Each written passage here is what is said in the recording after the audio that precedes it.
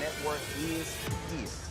Hold no punches. I'm real revolutionary right now. Support this man, Black Media. He makes sure that our stories are told. Thank you for being the voice of Black America, Roland. Stay black. I love y'all. All momentum we have now, we have to keep this going. The video looks phenomenal. See, there's a difference between Black Star Network and Black-owned media and something like CNN. You can't be Black-owned media and be scared. It's time to be smart. Bring your eyeballs home. You dig?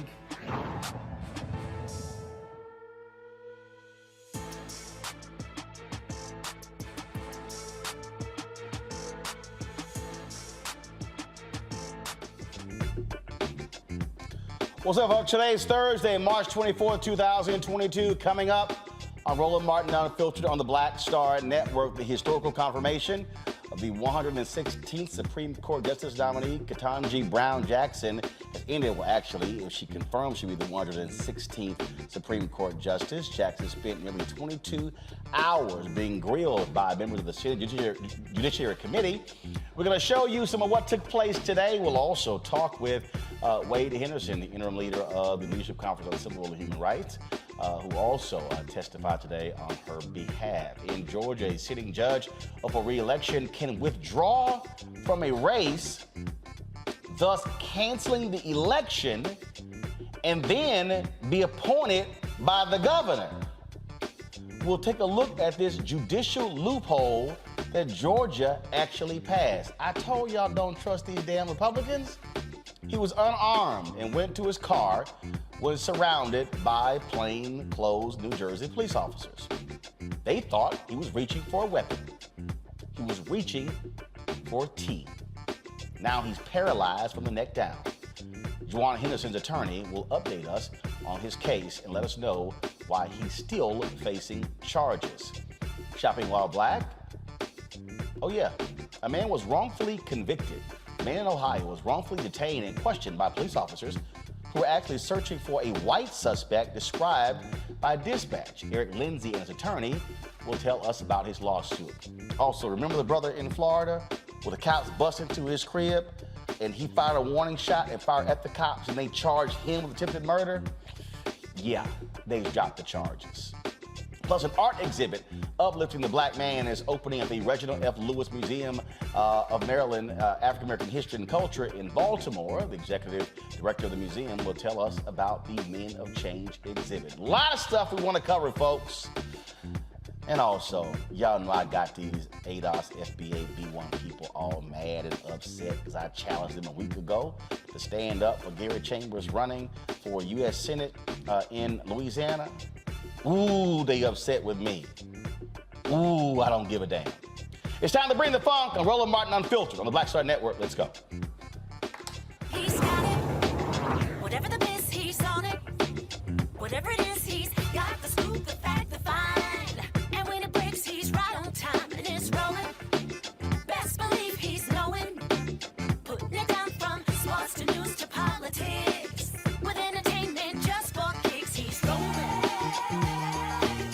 It's on go, roll, roll, y'all. Yeah.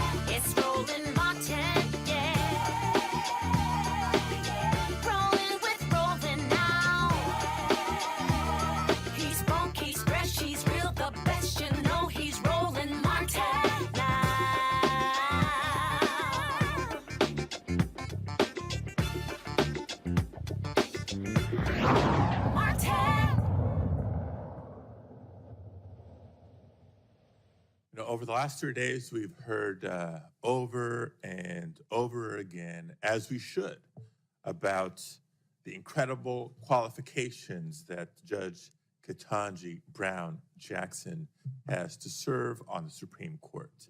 And I know I've touted them each and every day of this hearing myself. Hopefully you've seen me do it if you've been watching the hearings. And I'm going to do it again here in a minute. But before I do, I want to explain why I'm doing it, why I keep doing it.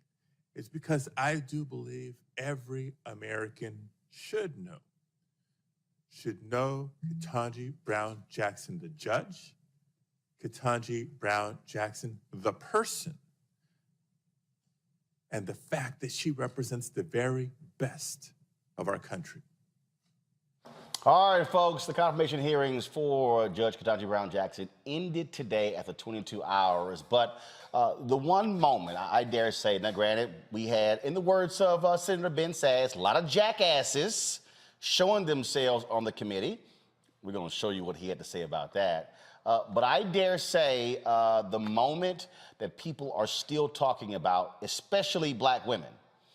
Now, yesterday, of course, we were getting ready for the show. Spike Lee was interviewing me for the Colin Kaepernick interview. I was not watching the hearings yesterday, so I actually missed that critical moment when Senator Cory Booker of New Jersey, when he spoke for so many African Americans, but especially black women who were watching these hearings, who were watching the attacks on this sister, evoking in many ways the same way the white Southern Dixiecrats were attacking Thurgood Marshall in 1967 during his confirmation hearings. When Senator Cory Booker, when he spoke up, when he laid out this moment, and it reached the point where Judge Brown, when she had to grab some tissue, and she had to actually wipe away tears as she listened to Senator Cory Booker express his thoughts in that particular moment. It was amazing. So many people were tweeting the video out back and forth. They were showing it. They were just speaking to it. So folks, let's go ahead and play it. Thank you very much, Judge. After me, only 5 to go. But sit back for a second, because I don't have questions right away. I actually have a number of things I just want to say, because this has been not a surprise, given the history that we all know, not a surprise, but perhaps a little bit of a disappointment, some of the things that have been said in this hearing. The way you have dealt with some of these things, that's why you are a judge and I am a politician, because you have sat with grit and grace and have shown us just extraordinary demeanor during the times where people were saying things to you that are actually out of the norm. I had to go up dais to ask some of my more senior colleagues about what I feel like is a dangerous precedent. People are taking 1,000 cases you've been over, is that right? I'm sorry, I said you wouldn't ask you questions, but just give me something like that. Something like that. And from what I understand is that these cases often take days, weeks, sometimes months, right? To decide in a case, yeah. Yes. There's a trial sometimes, and folks are taking any of those cases and just trying to pick pieces out. And so my colleague, Senator Hawley, has been doing this all into the lead up and saying things, tweeting things that I think that a lot of us, when I was just trying to get some advice here, is this is what the new standard is going to be. That any judge coming before us that has ever chosen outside of the sentencing guidelines, below the sentencing guidelines, we're creating this environment now where I could make myself the hero of people who have been victims of some horrible crime and suddenly put whatever judge I want on the defensive by trying to drag out little bits when they have no context to the case. None of the facts. They're seeking to be America again. The land that never has been yet, but yet must be the land where everyone is free. Oh, yes, I say it plain. America never was America to me, but I swear this oath, America will be. That is the story of how you got to this desk, you and I and everyone here, generations of folk who came here and said, America, I'm Irish. You may say, no, Irish or dogs need to fly, but I'm going to show this country that I can be free here. I can make this country love me as much as I love it. Chinese Americans first forced into near slave labor, building our railroads, connecting our country, saw the ugliest of America, but they were going to build their home here and say, America, you may not love me yet, but I'm going to make this nation live up to its promise and hope. LGBTQ Americans, from Stonewall women to Seneca, hidden figures who didn't even get their play until some Hollywood movie finally talked about them and how they were critical for us defying gravity. All of these people loved America. And so you faced insults here that were shocking to me. Well, actually not shocking. But you are here because of that kind of love. And nobody's taken this away from me. So you got 5 more folk to go through. 5 more of us. And then you can sit back and let us have all the debates. And I'm going to tell you, it's going to be a well-charted Senate floor because it's not going to stop. They're going to accuse you of this and that. Heck, in honor of your person who shares your birthday, you might be called a communist. But don't worry, my sister. Don't worry. God has got you. And how do I know that? Because you're here. And I know what it's taken for you to sit in that seat.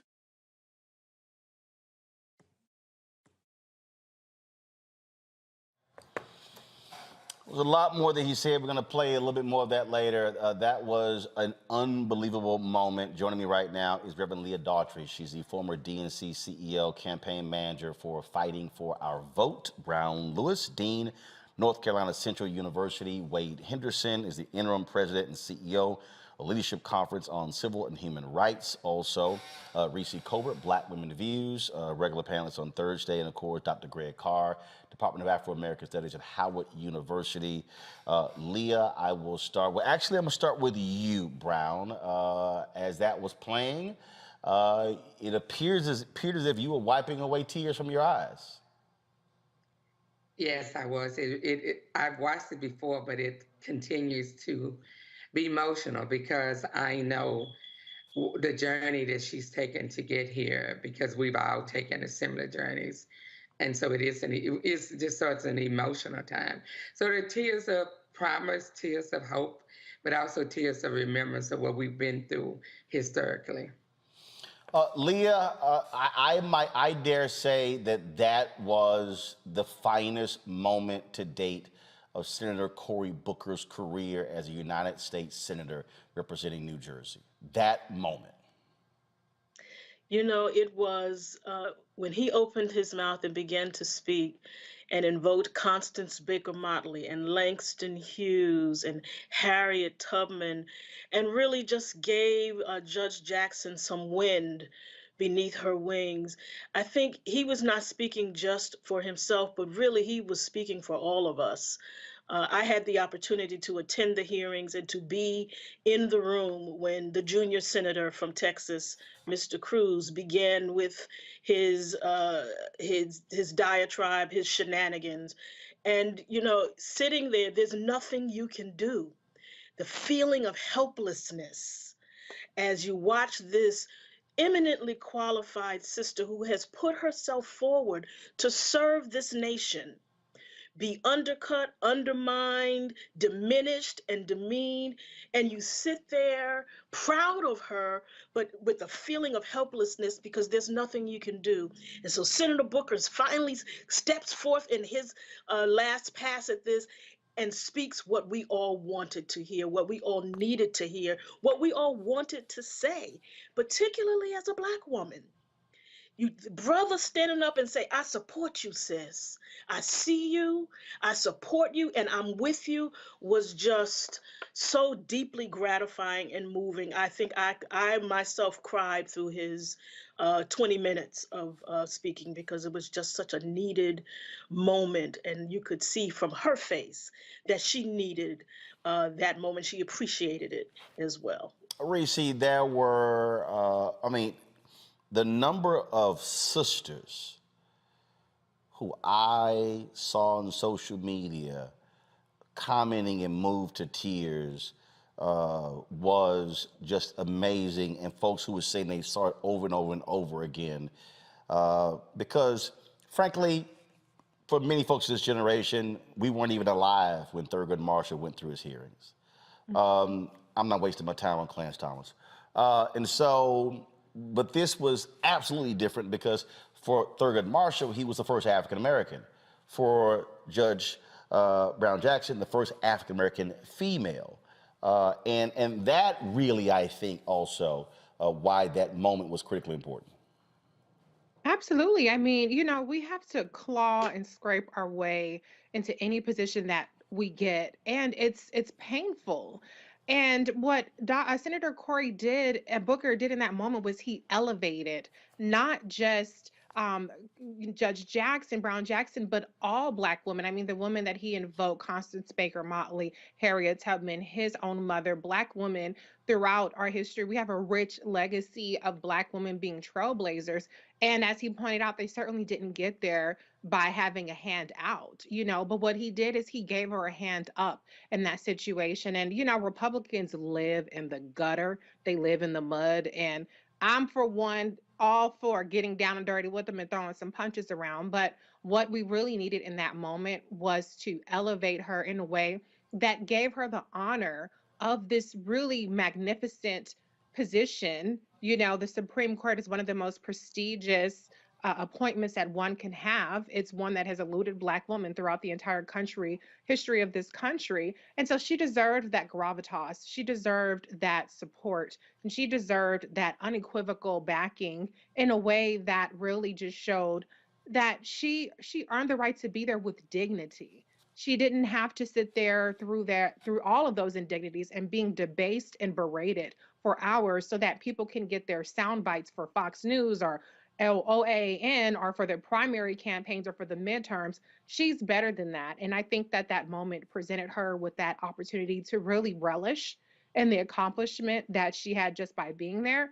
And I think it was a reminder for Black people everywhere that, I think we're starting to get to the point where we take for granted these historic firsts. Not everybody, obviously. Older generations are much more in tune with the significance of this. But I think in this kind of, popcorn society that we have, we're always moving on to the next story. The significance of this moment kind of gets lost. So I salute Senator Booker for giving her that gift, but for giving us that gift as well. Wade Henderson, I'll go to you next. And I got no problem saying this. I think all too often, we as men, including Black men, do not fully appreciate nor understand the reality of what Black women have to go through in this society. When we think, I was traveling back from New York City yesterday after attending a conference for minority football coaches. Brian Flores and others were there, and then sitting with Spike Lee for the Colin Kaepernick documentary that he's working on. When we think about our history, and actually when I was traveling back, I was watching Selma in our Sprinter, and even when I think about that, sure, we could talk about Amelia Boynton and Annie Cooper, but the reality is, Diane Nash represented in that film, but the reality is, in our history, Black women have, especially the Black freedom movement, even before that and after, Black women have often been erased, not centered, not held up, when the reality is there ain't no movement without Black women. And so then or now. And so brothers need to fully understand why a Senator Cory Booker needed to affirm this sister in that setting last night. Mm-hmm. Roland, let me say I'm honored to be on tonight's program. The women who are on tonight's program have so eloquently stated the challenge that Judge Ketanji Brown Jackson faced in yesterday's hearing. And indeed, Senator Booker's moment was not just powerful, it was transcendent. It really was. What made the circumstance so powerfully tragic is that in Ketanji Brown Jackson, you have perhaps, really not perhaps, you have the most well qualified individual ever presented to serve on the United States Supreme Court. Her credentials are unparalleled. So, we know that she graduated from both Harvard College and Harvard Law School with honors in both instances. Clerked for three judges, a district court judge, Court of Appeals, and the Supreme Court. Served as a public defender, served as a commissioner on the Sentencing Commission. Her record is unparalleled. There is no other member of the court currently or that we can think of whose credentials were more extensive than hers. And yet she suffered the slings and arrows of demagogic criticism, criticism with no basis in substance, but was whipped up into a frenzy of froth for entirely political purposes, and in so doing degraded her at really her finest hour. And she was forced to sit stoically and listen to these criticisms and to have that couched under the guise of judicial temperament. It was a powerful moment. And Cory Booker's comments were cathartic. And that's why people cried, not just women. Men were touched by this as well. But as you said, Roland, I think, as a Black man, it's certainly important for all of us to recognize what this moment represents, not just to Black women, but to the nation. And the qualifications that Judge Jackson presents to the country as a whole is something that deserves to be lifted up and celebrated as the best of what America represents. She should be confirmed near unanimously. But the truth is, she'll be fortunate to get one, no more than two, Republican votes on her confirmation. And yet I am confident that even if she does not get one Republican vote, she will be confirmed. I think her presentations over the 3 days of these hearings have demonstrated time and time again why she should be confirmed, and that her qualifications are exceedingly superb, and that she really represents the best of what this country symbolizes. And as the nation's first Black woman to serve on the United States Supreme Court, we should all be honored to participate in this moment. Greg, it's interesting to listen to conservatives complain, saying, "Oh, Joe Biden, he stopped the first Black woman who could have been on the Supreme Court, Janice Rogers Brown. He filibustered her." When in reality, you heard what Senator Cory Booker said last night. No, Constance Baker Motley could have easily been the first, and he said, remember, they called her a communist. And watching Judge Brown Jackson this week, watching her poise, watching her have to sit there and endure the lies. And again, what Republican Ben Sass said, the jackass behavior of people on his side. Again, I really thought about that scene. There was a particular scene from Selma that to me is one of the greatest scenes, when the Coretta Scott King character, played by Carmen Ejugo, was actually talking to Lorraine Toussaint, who was playing Amelia Boynton. And Boynton said this, and again, when I saw it, I said, this speaks exactly what we witnessed this week from this sister. You are already prepared. Know what I can contribute at this moment. I'm grateful to you and to Black Star Network for giving us space. We taped a piece today with Angie Porter and Blethia Watkins, two professors, law professors, in Angie's case, for airing tomorrow on the confirmations. I'm a little conflicted. I mean, only seen Selma once, that movie, in part because one of the criticisms which I share, is the mistreatment of the Student Nonviolent Coordinating Committee in that moment. But of course, it's always good to see Amelia Boynton Robinson portrayed there. Her son, of course, is the Boynton in Boynton versus Virginia. He was a student at Howard Law School at the time. And so watching Cory Booker I watched him just before I went to class last night. I have class at the law school, and we talked about his comments. And what I saw was, and then again today in class with my undergraduate students, so my law students and my undergraduate students, one of the law students was actually in the room yesterday watching. And it was very interesting to hear young people filter Brother Booker's comments. The enthusiasm, yes. The support for the sister, yes. All of that. At the same time, we have to remember we're in a political formation. So I don't know whether he was giving a campaign speech, and certainly Harriet Tubman is not an American at the time. She was a criminal. She's a fugitive from federal law. But Cory Booker's almost Santa Claus construction of what America is, and I understand why he did it, and I think he does believe that. But it runs the risk of using that time, perhaps even as he continued to praise our sister Ketanji Onyeka Brown Jackson, by the way. Her middle name is a Yoruba name, and while she has maintained her composure brilliantly, she has also been speaking through her gestures, through her pauses, through those consonants she's been clipping. If you speak Ebonics, she has been giving it to them the whole week. It's actually been glorious to watch. But Booker, it's interesting because I felt conflicted in listening to young people talk about how they looked at it. Everything from, the idea that somehow she has to justify who she is. We keep saying she's qualified, she's qualified, she's qualified. Nothing she could do will qualify her to these white nationalists.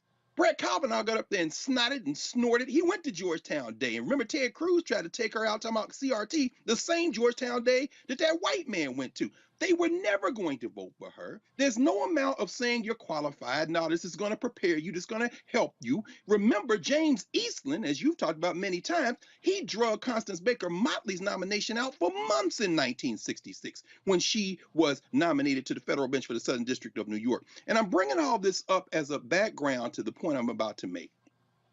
We should pause and celebrate our brother Cory Booker for saying what he said.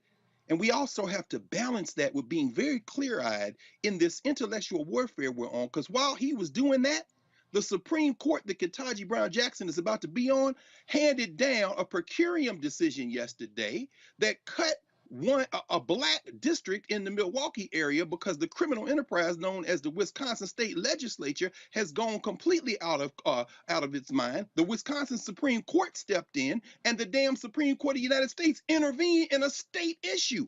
These people are out of control. If you don't understand white supremacy, everything else you think you understand will only confuse you. And while we continue to say that this sister, who is eminently qualified, we also have to balance that with disabusing ourselves of this aspirational backmapping of this fantasy we think of as American values. There is no such thing. We have to be clear-eyed about that. So I can't wait for her to get on the bench. And then we'll see who Ketanji Brown Jackson is, because nobody can predict what a Supreme Court justice will do, will write, will think until they get on the bench. So I'm just ready for this vote. Take this vote. Let these white boys do what they were going to do from day one. And then let's get down to brass tacks. And Clarence Thomas, get well soon as you retire from whatever illness has your ass in the hospital at home recuperating. And maybe it'll push you to consider coming off the bench. Then we're going to see who they really are, because then they're going to have a real fight, because this one is theater at this point. But Brown, this is the dichotomy that we actually face, and that is we have to wear both masks. The reality is this: she could say what we want to say, but she got to get confirmed. And the reality is, Senator Cory Booker is operating in an institution where it's just two other people look like him. And one is a Republican who frankly votes against everything that he actually believes in. And that's Senator Tim Scott. And so for all of our desire to do a Colin Kaepernick, the reality is, if you read I Never Had It Made by Jackie Robinson, Robinson didn't want to go through all the stuff that he had to go through, but he also understood why he was going through it. And it's very interesting when you read his book and you can read the fury, the anger, but also understanding it. We still are living in a world, and I say this all the time, where in the last election, 73% of the electorate was white. We're still living in an America that is being defined by, frankly, white standards. And so this week, I think, showed that. So even if you do all the things they say you're supposed to do and all the places you're supposed to go, you do all of those things, you still are going to be treated like black folks have always been treated in America. Dean? I think Yeah, there you're you go. exactly right. And I think that what was really impressive about her is that she handled it in a way that they were saying things that was infuriating, things that were not true. The whole thing about the pornography and the fact that she is being penalized for doing her job. Had she done something different, she'd have been penalized for not doing that. And I think she handled it with so much grace. She controlled her face. Because as black women, we speak not just with our voices, but with our faces, with our hands, especially our hands. And I think that she did a wonderful job of working within the system. You're right, recognizing that she couldn't say exactly what she thought. She couldn't show what she thought because she has an objective, and that's to get on the Supreme Court to maybe make a difference and maybe make things better for people who look like her. So I really appreciated her calmness, her posture, her temperament, and that she really did not go there with them.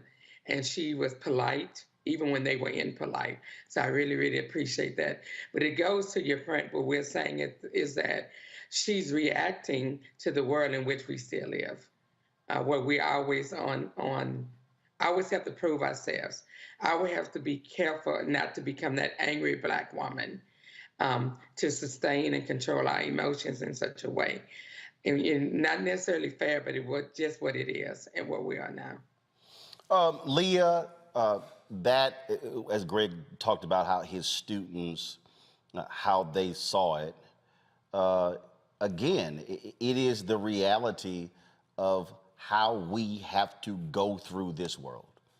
And we can, and I love it when I hear these people. You know, I had somebody who today was whining and crying, and they were criticizing. They were like, you know, you trying to sit here and get money from the government. I said, well, the government spends $1 billion a year in advertising. So what you say, black-owned media shouldn't get any of the money and the white folks keep getting the money when they get $322 billion being spent every year and we're getting 0.5%.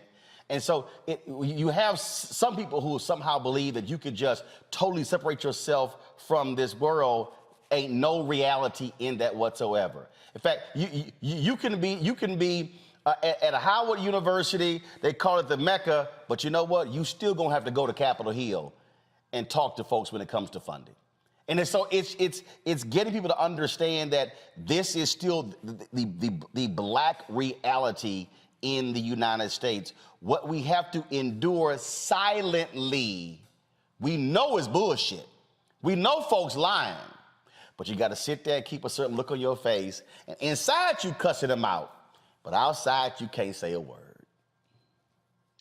And you know, that is really the story of our lives as African Americans in this country, where we really have to keep our eyes on the prize and keep the main thing. And we can do a lot and say a lot, but what is the goal? And for many of us, those who believe in the liberation of black people, we know that there are many routes to that, and we all need to work the route that we are in and work in the rooms that we've been assigned in order to move the liberation of black people forward. And what you had, the point here, and let's keep the main thing. The point here is to have an African American with her lived experience on the Supreme Court.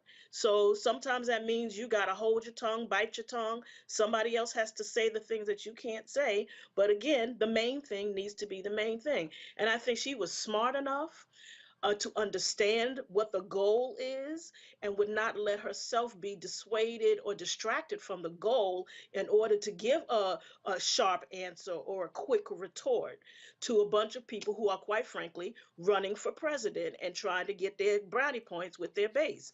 So this is the tension that we have as Black people in this country, that we have always had: how to advance ourselves, protect our communities, move our people forward toward liberation while working inside of a system that was not designed for our success. And we've, quite frankly, exceeded. We got a lot of work to do, and I'm with you, Roland, on getting the money.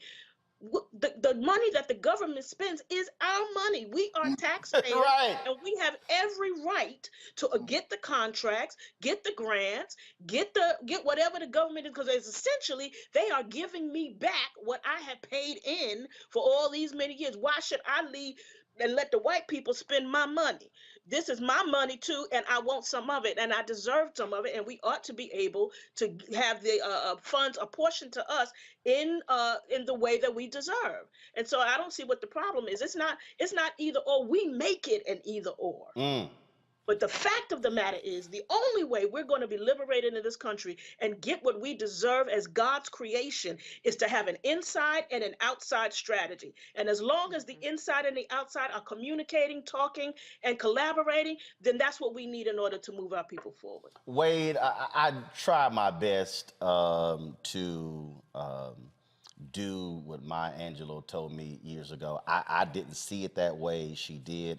We were talking, and this was a month before she died, and when she was being celebrated with her portrait, and they had a party for her at the Smithsonian Museum of African Art. And I was interviewing her, and I mentioned my brother and my sister teacher. She says, "No, you're a teacher." I said, "No, I'm not." She said, "Oh, no." She said, "I watch you. You teach." She said, "Oh, you are a teacher." And so I'm always talking about how we have to rethink our approach to politics. And today, I was going back and forth with some folk, because a week ago, I challenged folks who support reparations. I'm like, well, are you going to stand with the brother Gary Chambers, who's running for a senator in Louisiana? Gary talked about how John Bel Edwards won by 30,000 votes, the gubernatorial race, and how many votes it took. And he said how many unregistered Black people there are in Louisiana. And he said, he said, if we get the same number, I could beat Senator John Kennedy. And so I'm watching this hearing, and again, and I'm dealing with these trolls and these people who going back and forth, and I'm sitting there going, don't y'all know that if Gary Chambers beats Senator John Kennedy in November, Senator John Kennedy ain't questioning nobody with his fake accent on the committee? If Sherry Beasley wins in North Carolina, Tom Tillis ain't asking questions on the Judiciary Committee because he's gone. And so I'm sitting here going to the folk, you can't on one hand talk about how Judge Ketanji Brown Jackson is getting treated and totally ignore what can happen if you remove and beat two of the very Republicans who are questioning her on the same committee. That they go hand in hand. Teach, Roland, teach. Let me say, Maya Angelou was correct. You are a teacher. And one of the things that has to be done under these circumstances is to link the lived experiences of the people we're talking about, what they desire most in terms of accomplishing things like police accountability and reform, or voting rights, not simply for the sake of voting rights, but to achieve a more just society than we have currently. It requires people to register and vote. I understand that is not everybody's answer to the problems that we face, but it is certainly one answer, and we have to pursue it. When we were working with organizations like the NAACP, the National Action Network, the Legal Defense Fund, the Urban League, trying to get a voting rights bill passed this year, the leadership of Mark Morial and Reverend Sharpton and Derek and Cheryl Lynn was incredible. and it made a huge difference. But at the end of the day, we did not get that bill passed, and unfortunately, it was two Democrats that stood in the way. The refusal to adjust the filibuster was costly. Now we have states that are controlled by Republican state legislatures and governors enacting a series of new restrictions on voting right access, voter suppression initiatives that are sending us back in time to a period before 1965 when the Voting Rights Act was adopted. We've got to fight back on the ground. And that means registering as many people as possible and encouraging them to turn out with a common purpose. Hopefully, that effort is underway through a number of different organizations. But we also need that effort, given volume by you and others, speaking truth, linking these issues together in ways that people can understand. And that is a challenge, Roland. You have a gift, use it. And I think shows like this are very helpful, and hopefully connecting with people who are not currently part of the system, but could be a real force for change if they were to register and participate. Brown, you were dean of North Carolina Central. How have your students been, what have they been saying this week watching these hearings? Well, they've been excited about the way she's handling herself, but they are really shocked about, because for some of them, given their age, this is the first time they've really seen this type of confirmation hearing, because the last one wasn't as aggressive. So they're really, really surprised as to the lack of civility that is going on. But it is also motivating them to what you guys are saying, to get out and support former Justice Beasley in her campaign. And so I think it has invigorated our students. And it also has given them the opportunity to see the reality of how the world really works. Because I think that given their age and the things they're going through, they don't remember some of the historical things that Senator Booker was talking about. Because even before the debate about critical race theory, a lot of secondary schools and a lot of high schools have started eliminating teaching history about Jim Crow and about slavery, is about racism. So I think that for some students, it was a shock to see the manner in which a Black woman that was so highly credentialed, the way that she's been treated during these hearings. Which is precisely why, Leah, I need folk to understand, stop thinking this shit's gonna be easy. You need to see, I say this all the time, and I know how people, oh man, I don't wanna see them Jim Crow movies, I don't wanna see them slavery movies, but for me, I mean, literally yesterday, again, I'm in New York, and here I'm sitting right next to Brian Flores, who is suing the NFL of a lack of head coaching opportunities. And DeMaurice Smith is talking about John Mackey being the first, the African-American suing the NFL for free agency in 1972 and it taking 20 years. And Curt Flood suing Major League Baseball, going to the Supreme Court, losing, but eventually it actually happening. And walking through that history, and I'm sitting here going, folk, you can't act like this thing always existed the way it did just because you just were born in the last 20 years. And so this generation, whether I'm 53, whether people are 43, 33, or 23, need to see the remnants, the grandchildren of Jim Crow still doing what they do, so folk understand the battle ain't over. That's exactly right. You know, Chancellor Williams in his book, The Destruction of Black Civilization, starts with a story, and the griot sees an old man on the road and said, what happened to the great people of Sumer? They were architects and doctors, and history shows they were a great civilization. And the old man says, well, they lost their history, and so they died. That's the moment we are in. If we don't understand the history of what has happened before, we are ill prepared for what will happen in the future. If you didn't recognize the names that Cory Booker called yesterday, you got some work to do, my sister, my brother, so we can be prepared and understand how to deal with the sons of Jim Crow and the daughters of Jim Crow as we Marsha. This is what we have to do. And if we don't connect those dots, then we will stay in the mud patch, just stomping around in the same place, and we will never be able to move our people forward. Brown Lewis, Wade Henderson, Leah Daughtry, I appreciate all three of you being with us. Wade, I was going to ask you about what you spoke about today, but don't worry about it. We're going to play the video later. So Okay. we'll hear your voice, but we'll play it in real time. I appreciate all three of y'all being here. You're certainly welcome to come back anytime. Thank you. Thank you very much. Reese and Greg.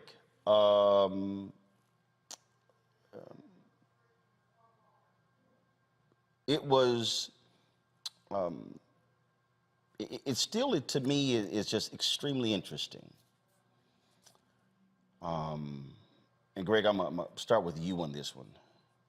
And frankly, it bothers, it does irk me to no end when people are talking about how do we affect change today. They have no understanding of history.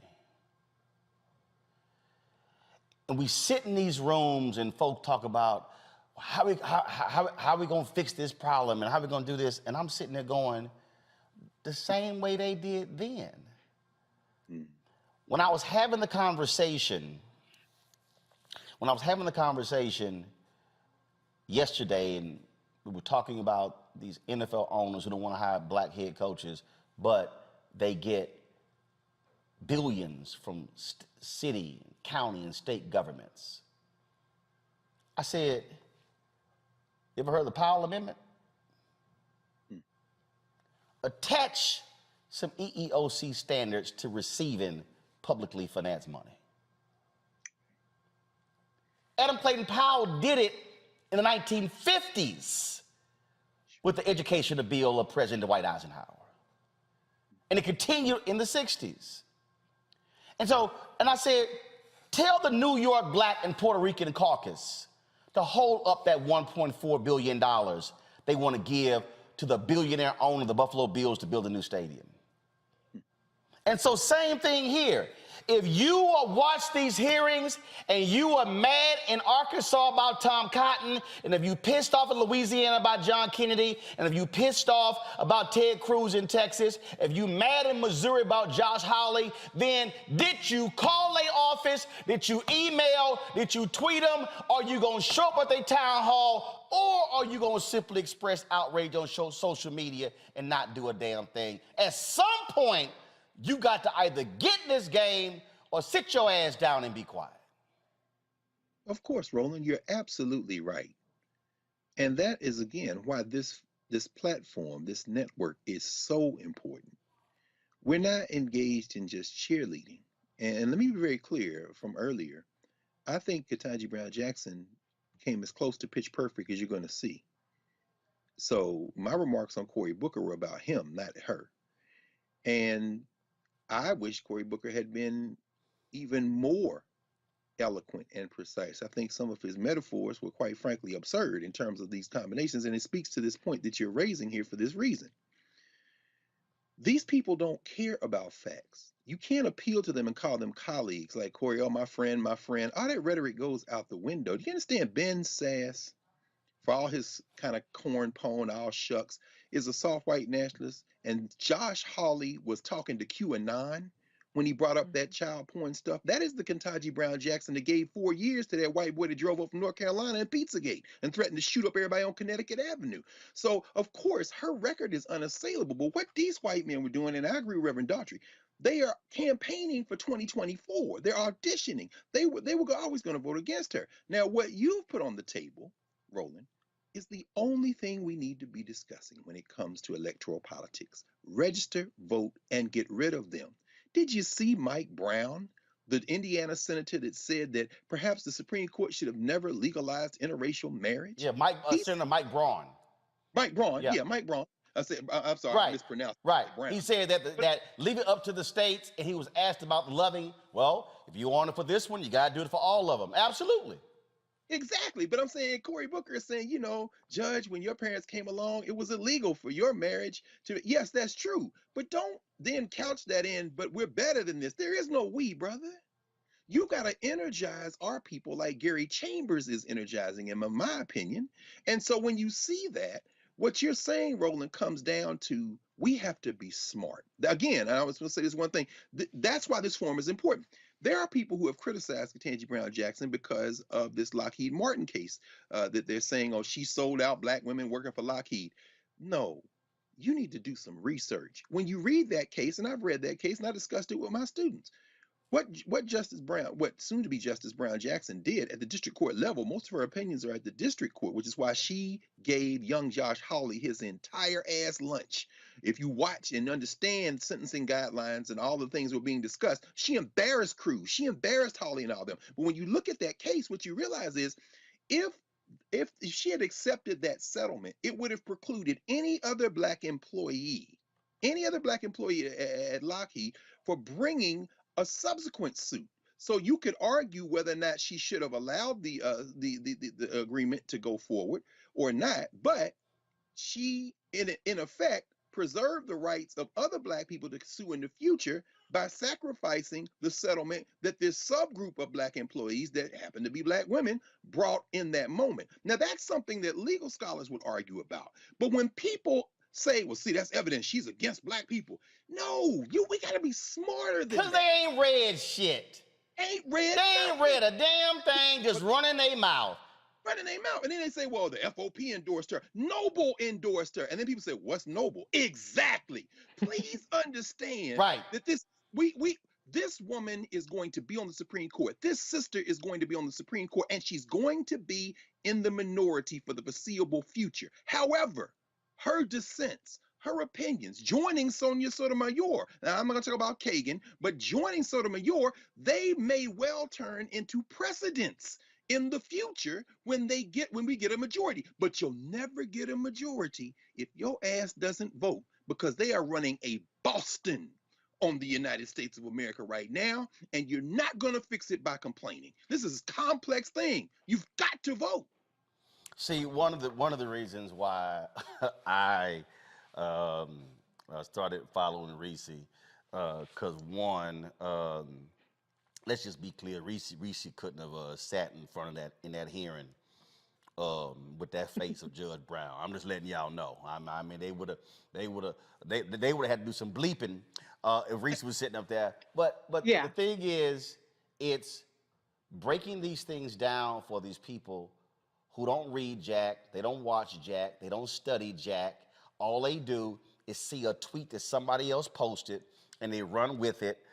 And it's just like, I love these people here who talking about, oh man, you was sitting here saying if Hillary couldn't dance, she wouldn't get the black vote. I'm like, don't you dumbass know what levity is? The whole room laughed. I said, oh, but you skipped over the whole hour of questions that we had at Claflin University, HBCU. I'm like, oh, y'all skipped over that. And see, that's the silliness we're talking about. What Greg just detailed. Yeah, I've had some folks send me those tweets. Man, she screwed over the black employees. But you didn't read it. And that is what we're dealing with. We're dealing with a generation, unfortunately, I'm not labeling everybody, but we're dealing with people who only operate within the 280 characters of Twitter, who only see a meme on Instagram. And if you want to understand, all you got to do is look at time. See, this people need to understand. When we talk about who watches and how they watch and what they do, there's a thing in radio called time spent listening. It's called TSL. With digital, it's called time spent watching. For this show, last year on YouTube, because I love these people who say, oh man, your show's a failure. Really? 92.4 million views last year, 13.6 million watch hours, 1.2 billion impressions and reach. Views from impressions, 56.6 million. Watch hours from impression was 9 billion. But here was the key, 9 million, I'm sorry. But here was the key. Average watch time of a Roland Martin unfiltered video is 8 minutes and 52 seconds. We ain't sitting here trying to give y'all. We lost you. Did you hear Reese? I didn't hear that. Was it? Did you say 8 our minutes? average watch time on YouTube is 8 minutes and 52 seconds. Huh. So when people hit me and go, man, you should be doing shorter videos. No, I'm not trying to sit here and teach your ass in 2 minutes. Because you can't explain every damn thing in 2 minutes. You got to walk people through an understanding, and that's what the deal was. And so when you saw her answering questions, it was like, no, I got to answer your question. You don't quite understand. No, no, Congress should have done this. No, judges can't do that. No, at the district level, I had to follow this. No, that's what it is. It's context and nuance, and the game of the Cruisers and the Harleys and all of them is to see if I can tag you and as Sass, who, punked out, was critical of Trump, but then kissed his ass, went quiet to get his endorsement because he didn't want to fight him, and then criticized him after he won. But he is right. It was a bunch of jackasses trying to make TV, and that's why Ted Cruz was busted looking on Twitter and searching for his own name. Reese, go ahead. Yeah, but let's be clear, Ben Sass ain't shit either, so fuck him. I don't care if he wanted to call some people out, stating the obvious about jackassery, but the problem that we have, and Roland, you said generational, but I would say it's a societal problem that we have. People would rather sound knowledgeable than actually gain knowledge. And so what Republicans did with these performances is they met their folks where they are, which is in the gutter, which is in sound bites, which is in captions, tweets, memes, clips. That's where their people are. And frankly, that's where most people are. And so that's where, to Dr. Carr's point, somebody would pick out the Lockheed Martin case and say, well, she ain't for us, when they don't even understand the details of it. But the devil is in the details. And the details tend to be irrelevant for people once they formed an impression.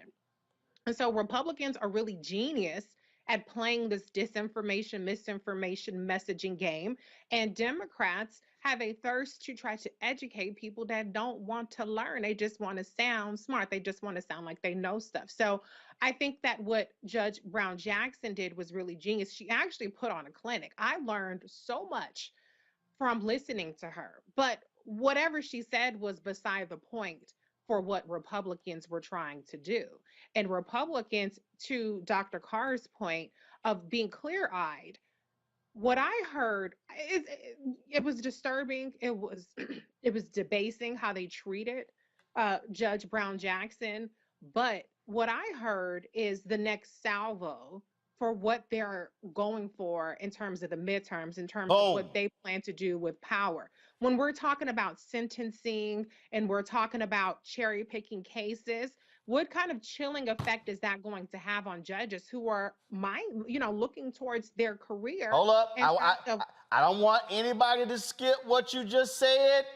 That's right, Roland. Because come on, Reese. 11 incumbent Democratic judges who supported bail reform in Harris County, Texas, where Houston is, lost in the primary because the police unions endorsed and funded prosecutors who ran against them.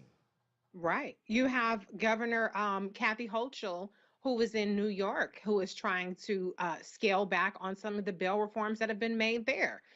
So what the Republicans always do, the same thing they did with contesting the legitimacy of the elections, is they're always laying the groundwork and the pretext for the next corrupt power grab that they're going to take. Yes.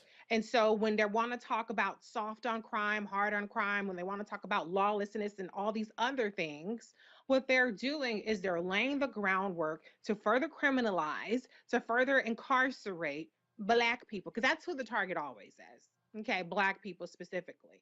And when you talk about CRT, saying KBJ equals CRT, no. What they're saying is this is just blatant white supremacy, white nationalism. What they're saying is anything Black is a problem for us by default, period. And so we do have to be, to Dr. Carr's point, clear-eyed about not just the theatrics, but what the theatrics signal. And Democrats in particular, I loved what Senator Booker did. I think we needed that moment just to come up for air. But much of the hearings were completely squandered playing on Republican turf. There you go. Yes, you do need. Oh, go ahead. I do want to bring in, before I go to the break, because my next guest had been waiting, I do want to bring in our third panelist, Dr. Larry Walker, assistant professor, University of Central Florida. Doc, just want to get your thoughts on the hearings this week of Judge Ketanji Brown Jackson. It was political theater. You know, Roland, you know, for us to follow politics, we already knew what was going to happen. The script had already been written. So just watching it play out was essentially watching actors and directors, someone directing a script that had already been written. So I think it was really important. And Reese just talked about Senator Booker's, what he had to say. And, you know, as someone, as a Black man, I was happy to see him defend the Judge Brown Jackson the way he did. And for Black folks who have been in churches or on campus or in social events and you're the only Black person, sometimes we give each other things like a head nod. But what he did in terms of the support in front of a national audience, it warmed all our hearts because we know what it's like to be the only person or be the first one. And we're dealing with all these slings and arrows. But it was great to hear, you know, as obviously the only Black person on the Judiciary Committee, hear Senator Booker give that, and it was passion and the realism, right? Because we've been there before.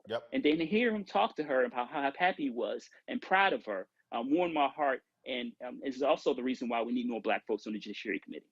Absolutely. All right, folks, got to go to a break. When we come back,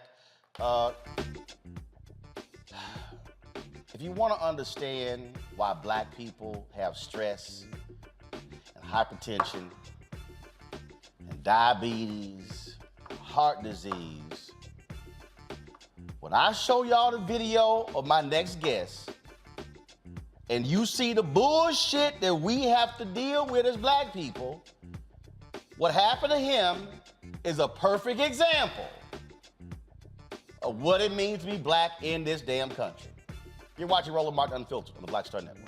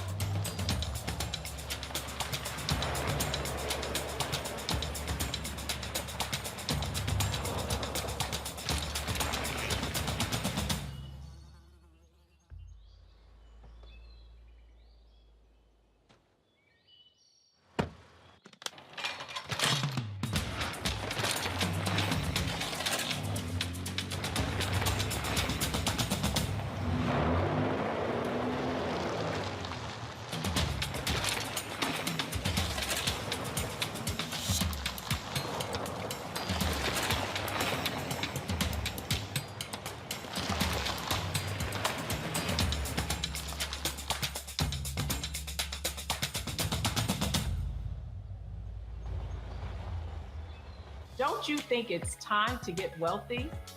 I'm Deborah Owens, America's Wealth Coach, and my new show on the Black Star Network focuses on the things your financial advisor or bank isn't telling you. So watch Get Wealthy on the Black Star Network.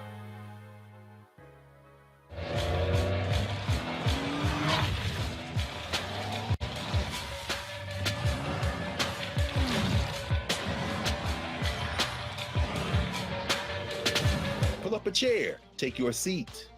The Black Tape with me, Dr. Greg Carr, here on the Black Star Network. Every week, we'll take a deeper dive into the world we're living in. Join the conversation only on the Black Star Network. Yo, what's up? This your boy Ice Cube. What's up? I'm Lance Gross, and you're watching Roland Martin Unfiltered.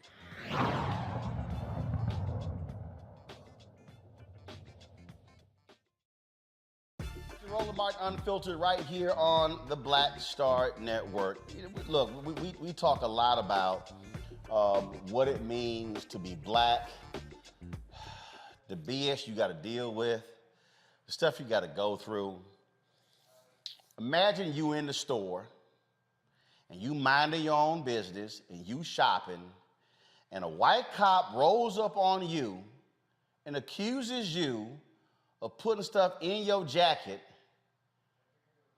and then it comes to find out the person who they looking for, who dispatch told them who to look for, not black and wearing a totally different color than you.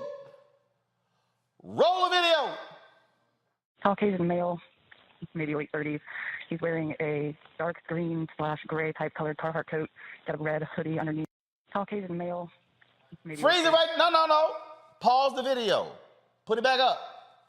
Caucasian male, maybe late 30s. He's wearing a dark green / press play. He's wearing a dark green / gray type colored Carhartt coat, got a red hoodie underneath. No. Hey, boss. Come talk to me. Yeah. How you doing, man? Take your hands out of your pockets for me. How you doing? What you doing well until I got stopped? What's up? Yeah, LP called and said that you were concealing some items inside your jacket.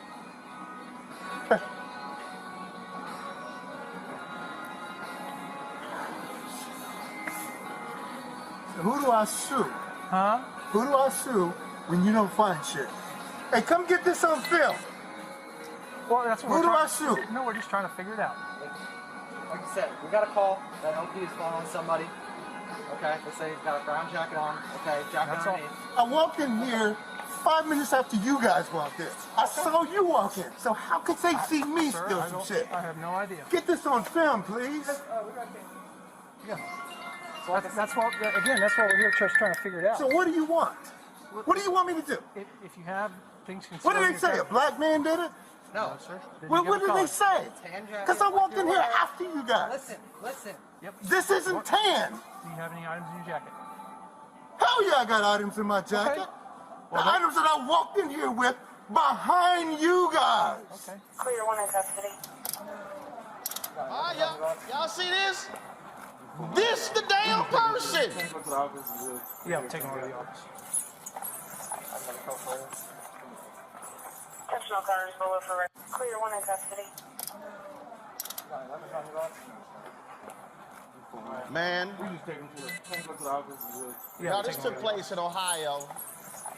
My next guest is suing the Westchester Police Department for this just unbelievable. You heard him say, who do I sue? Off the top, somebody about to get sued. Eric Lindsay and his lawyer Fannin Rucker join us now from Cincinnati, Ohio. Glad to have both of y'all here. And it's always good to see alpha men in the joint. I appreciate it. So, see, Eric, this is what I'm saying. I mean, first of all, y'all, get the video back up. If y'all see, go to the beginning of it. You see Eric's body language. He's like, this is what his body language, come back to me on one. This is what his body language really, he first was like, all right, hear that bullshit I'm about to deal with. You saw the whole look up like here it come. So Eric, you walked in after them. Yes, I did. And when you see me standing that way, you know, I had two cops walking toward me in the aisle. They had the aisle blocked off. So when you saw me standing there, my heart's beating fast because I don't know what's about to happen. There you go. And then when he told me, that's what I'm doing right now. I'm trying to catch my breath. I'm trying to relax. I'm trying to stay composed. And then I said, screw this. Who the hell gets sued? Yeah, I mean that's the thing that we got to deal with. Elevated stress levels, heart starts racing, all that sort of stuff like that. And that's what it means to be black. And let me remind people, we're talking Ohio. What happened in Ohio? That's where John Crawford III was shot and killed when somebody called the cops and said, a man was waving a gun in the store, and it was a BB gun that they sold at the store, and he on the phone. And when you hear Eric say they blocked off the aisle, that's the cops, when they rolled in on John Crawford III, rolled in with guns and boom, shot him instantly and he died. That's our reality, Fannin. Roland, and first of all, thank you so much for having me back. I'm glad to be back here with you. I'm a member of the Cochran firm. What we see in this is exactly what the principal idea of criminalization of black folks. Black folks going about their daily lives and being assessed or being accused of being criminals for doing nothing that's even criminal at all. We see it so often.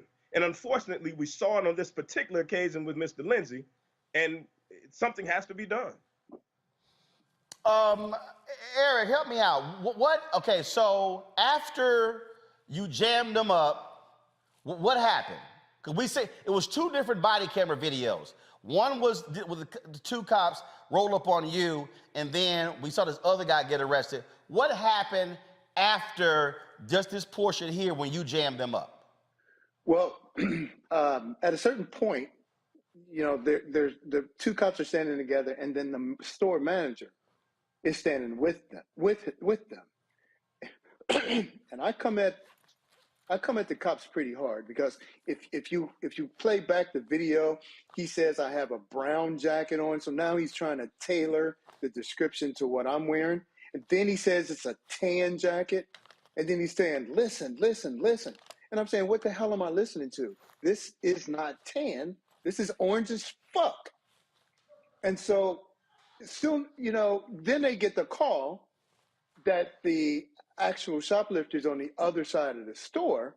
So they go over there. And the one cop stays with me and is apologetic and all this kind of stuff. And then he goes, you know, I understand you feel pretty upset. I said, you will never understand how I feel until you get black skin. So then they went on to the other side. And like I said, I really got into them. So I'm saying, well, you know what? I need to go over there and see who they arrested, because if this guy has similar clothing on, then I owe them guys an apology. And when I got over there and saw that guy right there again, I mean, I lost it again. I just completely lost it, because that guy looks absolutely nothing like what I had on. Doesn't From look the like, clothing to the skin color. Doesn't look like you, not the same skin color, all of that. But the crazy thing here, Fannin, the dispatch says Caucasian man, green. How in the hell do you confuse that to walking in? Oh, I see a black person, let me holler at you. Take your hand out your pocket. You got anything on you? So Roland, there's a couple things, and let me just correct you. I don't mean to be rude. Fanon, I'm sorry, my bad, Fanon. Go ahead, I got you.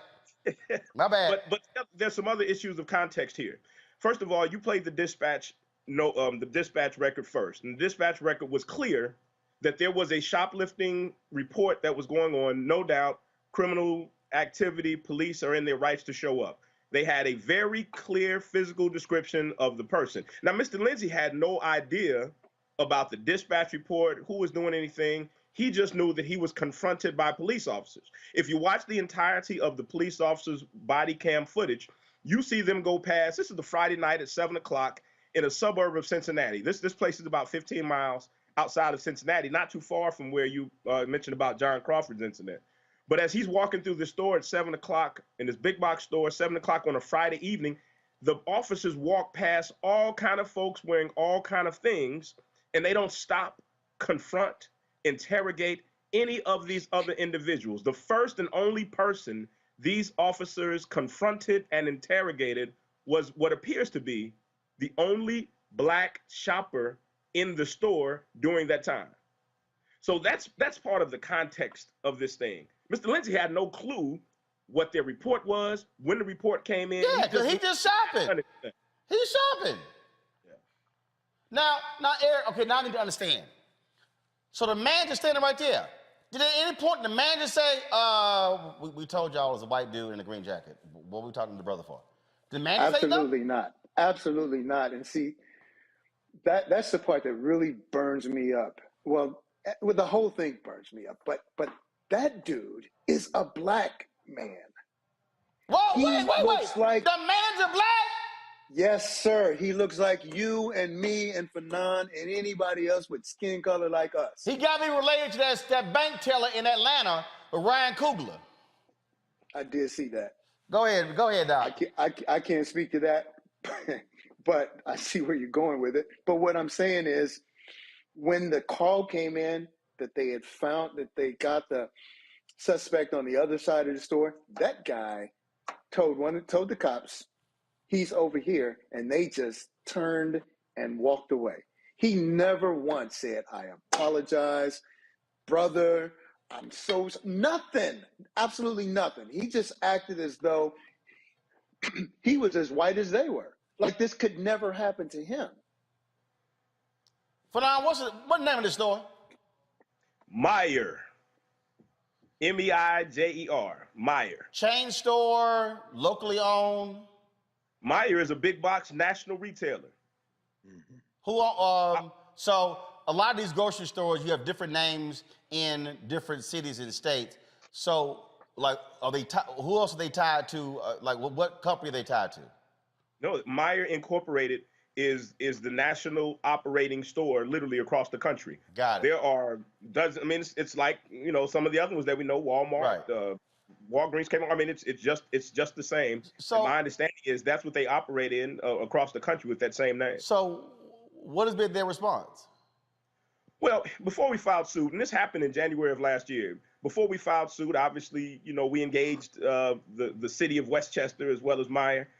They were very non-responsive and pretty dismissive, even since we filed the lawsuit. Oh, it's just a brief intrusion. He could have walked away. Let me tell you something. I was a judge for 13 years, and I was a prosecutor for much of my career before I joined the firm.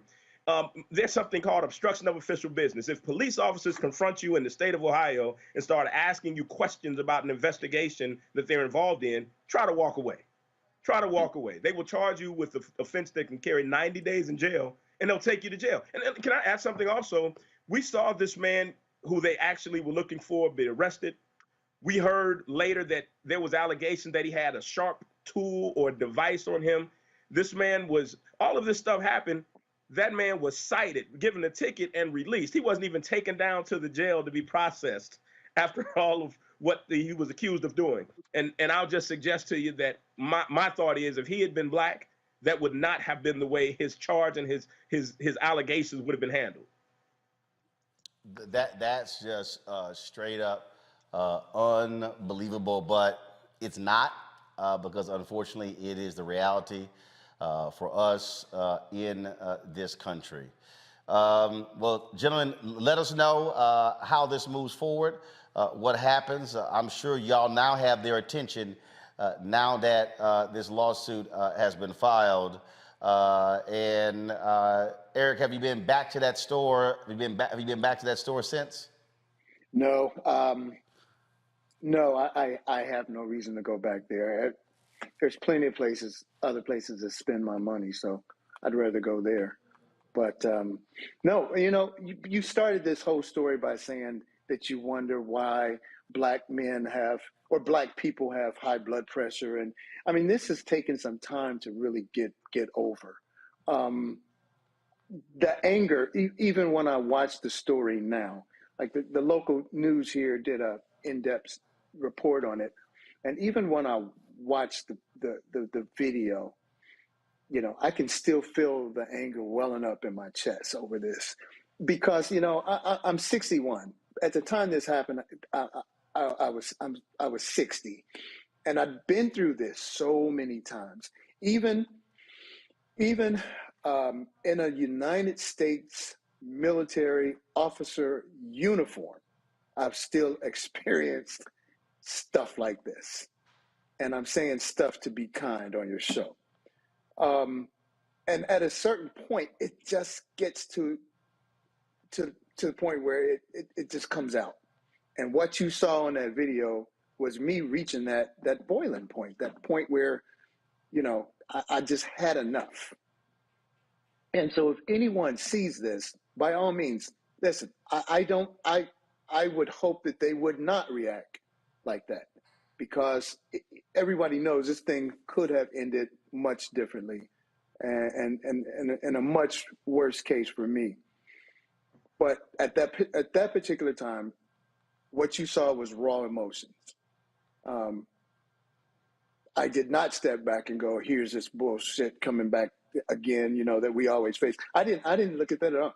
The first thing I was thinking is, what's about to happen to me? And then after that, I just couldn't believe what I was hearing. Yeah. So totally understand. Well, first of all, thank goodness you're okay. And again, we've seen these situations happen where they go left real quickly. And so thanks for joining us, Eric Lindsay, Fadon Rucker. Thanks a lot. Thank you so much. Thank you. I'm going to go to my panel, Reese, Greg, and Larry. And Reese, we're trying to find a video. I think it happened in Houston. It was a black woman. The cops rolled up on her and pointed guns at her. Wrong person. And the sister was like, and they said, well, you know what? This is a learning opportunity for the cops involved. Go ahead, play the video. So this is a learning curve for you? Putting guns to an innocent person back, that's a learning curve. I'm not saying that, I'm just saying, I said every call, there's something to learn. That's a learning curve. You put guns to my back, that's a learning curve for you? That's a learning curve. You put guns to my back. That's a learning curve. I could have died. And that's a fucking learning curve for you? A learning curve. A learning curve? Really? A learning curve? A learning curve? That's a learning curve. They put guns to my back. Okay. That's a learning curve? A learning curve? Really? A learning curve. This is my life. And you want to talk about your fucking education? A learning curve? Why are you wiping the surveillance video? Ma'am, I can't elaborate on our investigation. Why are you wiping the surveillance video? Watch it. We're not allowed to wipe it. I just heard you say until you finish wiping the surveillance video. You misheard. Hey, the female that came out of 225 was running a... What's your best contact? They had guns to my fucking back, y'all.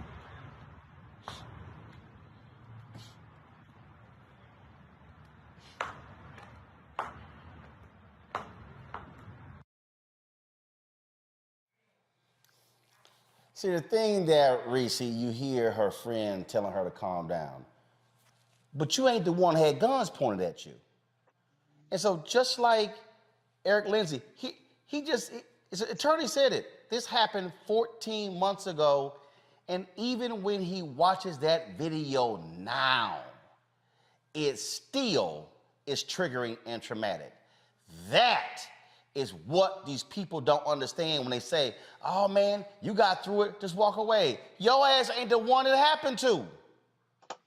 Yeah, absolutely. And being in that situation, I think we put so much emphasis on the videos where people behave so well and so respectable and so cool, calm, and collected, as though that should be the standard. But the reality is, when you're being mistreated, when you're being caught off guard, when you're doing absolutely nothing wrong and you're being abused, because that's what it is, it's abuse, by the police, it's very hard to keep your cool. I've been in that situation, not with guns, but I've been in a situation where I was doing absolutely nothing wrong. And it went from me having a calm conversation to my hands behind my back being hauled out.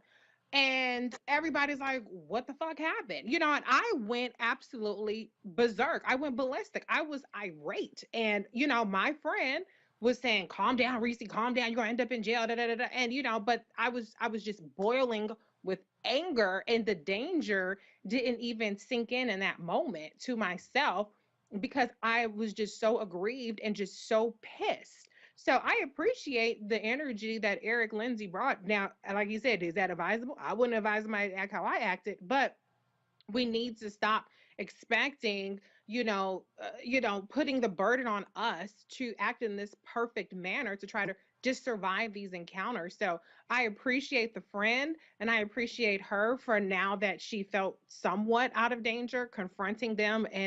But it's a shame that you have to assert your humanity. And I'm sure Dr. Carr will say no humans involved. And these people look at us like we're not human, like we're just test dummies, like we just the little brainless people in the cars to be ran into the wall at their leisure and for their entertainment. So it's typical, it's traumatizing, it's not to be diminished, but this is the stuff that we have to do. But also to Eric Lindsay's point, sue their asses off, sue them, make them uncomfortable, make them accountable, and see what you can get out of it, because it's unacceptable to continue to have to be abused in this way. Larry, I talk about this and I say this to people. We talk about the reality of what it means to be black in this country. And it is a constant state of harassment. What I always tell people is, especially when I'm having this conversation, I love when white folks try to tell me there's no such thing as white privilege. I said, part of the problem with that phrase is that when we hear privilege, we think rich. And my response always is, how does it feel to be white and to walk around knowing you're not gonna get followed? Knowing you're not gonna get pulled over because you're white. I said, think about that. How does that feel? The reality is, we have to, every day, we literally have to wake up, put our clothes on, and then go, okay, what am I wearing? Do I got all my stuff? Do my wallet, my license? Do I have this? My insurance? If I get stopped, am I gonna have this whole deal? Are my tags in order? Okay, well, damn, hold up. Is my car full of gas? Because if it gets stopped on the wrong damn road, I'm gonna get, we literally gotta go through a 48-point checklist, all because we black, knowing full well the bullshit we're gonna deal with when we walk out of the house. You know what, Roland? What Brother Lindsay was experiencing was race-based trauma, right? So he's reliving that experience, and we're all reliving those experiences, and we're constantly being bombarded with these videos every day. As a black man and as a father of a 19-year-old, when I see videos like this, it upsets me to a level I don't think most people who are not black can understand or experience. The other thing I would note is that when it comes to people not seeing our humanity, right? That black people in this society are not valued, and you just don't see us, right? And for Brother Lindsay, this, as you said, Roland, it could have went left really quick. Yeah. And he could have been another hashtag. And I don't think people who are not black don't understand. The other thing you should have added to your list is had a business card or phone number to an attorney, right? Every time I get in my car, I need to know where exactly my driver's license is, because you never know when you get stopped. And I tell folks all the time that I don't always walk around with a bow tie on. And if I did, I'm still going to get stopped. And I know that, right? So we have to really talk to people. When we talk to people, explain to them what it's like, what are in terms of dealing with anti-blackness in our society, because we're talking about anti-blackness. It is the 24/7, 365. And you talked about it earlier, Roland, in terms of the stress, the high blood pressure, all the other diseases associated with stresses like that. We deal with race-based trauma. And for folks that look like us, this is what our lives are. And it's tiring. And so when you see Brother Lindsay's response, and Reese talked about her response, it is this, you're exasperated, right? Because you're tired. I'm tired of dealing with this every single day. Everywhere you go, your blackness is being magnified 1,000 times over compared to other folks who are actually doing something wrong, and they just kind of walk by while the cops are harassing you. And look, we got to put an end to this, because we're losing too many black lives because folks want to criminalize black folks and don't see our humanity. And Greg, this is why some people I've had some people criticizing me, some white folks, you got this segment called Crazy Ass White People. Yes, because I'm exposing individuals who call the cops on black people for selling lemonade, who call the cops on black people for delivering packages, knowing full well that black people are on the end result of getting shot or beaten by cops. And yes, our reaction can't even be the reaction that white folks get. White folks, I remember the video we showed of the white guy who got indignant with the cops. He said, "Now you ain't stopping me," and drove his ass off. Yeah, we got examples of a black person driving off and they pump 50 bullets into the car and then say, "Oh, you were fleeing the cops." I mean, this is why we talk about these things, and this is why I ain't got no problem when one of these racist white folks lose their job because of what they have done to too many of us, because it literally is life or death with us when the cops come.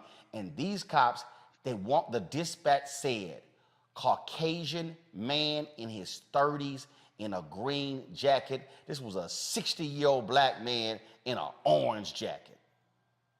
Absolutely. It was, Roland. I mean, I don't have a good answer. I agree with you, Dr. Walker. You know, this stress, the impact of stress, as you said, as Rishi said, as you said, Roland, and I forget where I heard this first. Maybe our colleague Jules Harrell, who was a psychologist at Howard University, longtime Jegna of ours. You know, every time you get seized with that panic moment, it could be if you're driving and you see the lights, the cop lights go up in the rearview mirror. That constriction of your heart takes a few seconds off the end of your life. Now multiply that by a lifetime. And I forget what it was, Ralph Ellison or James Baldwin that said, from birth to death, there's something very personal about being very personal rather, about being black in America, from birth to death. And, you know, thinking, just reflecting again on Judge, soon to be Justice Ketanji Brown Jackson. Every time Ketanji Brown Jackson answered a question from one of those racists, that smarmy ass Ted Cruz, that chinless Tom Cotton, that punk Josh Hawley, she could not do what their fellow white man, Brett Kavanaugh, did, who feels like he was born with an entitlement to sit on the Supreme Court. So he starts snotting and crying and yelling and if she had even breathed in that direction.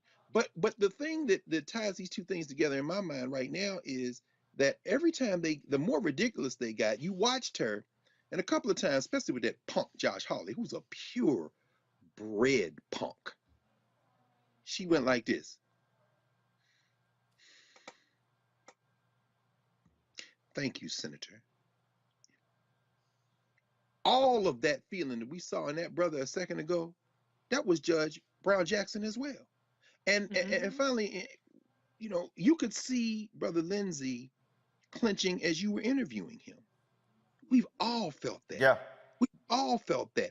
And in that video, there was a look on his face, not of surprise as much as resignation and a bit of sorrow. He had a mask on, but we could all see in his eyes. What? And the other thing I'll say is, I'm gonna give this brother kudos for this, Brother Lindsey. Brother Lindsey put on a clinic which shows you how prepared he was, because he didn't have time to think. Anytime these damn Patarollers stop you, he showed you the 3 things you should say first. Number 1, as you said, who do I sue? Number 2, get this on film. And number 3, what do you want me to do? In other, if I promise you, man, if that was on a card, look, can you sue for me? Who do I sue? Get this on film. What do you want me to do? Boom, boom, boom. Back them up. That's why that video went viral. You about to lose your job. You about to lose your job. That's what it's all about. Y'all hold tight 1 second. Got to go to break. We come back. We're going to tell you about it. Again, brother in a car in New Jersey, get stopped, reaching for a T. What did Larry just say about reaching for your driver's license? That brother's now paralyzed because he got shot 4 times. We'll talk with his legal team next. You're watching Roland Martin Unfiltered on the Black Star.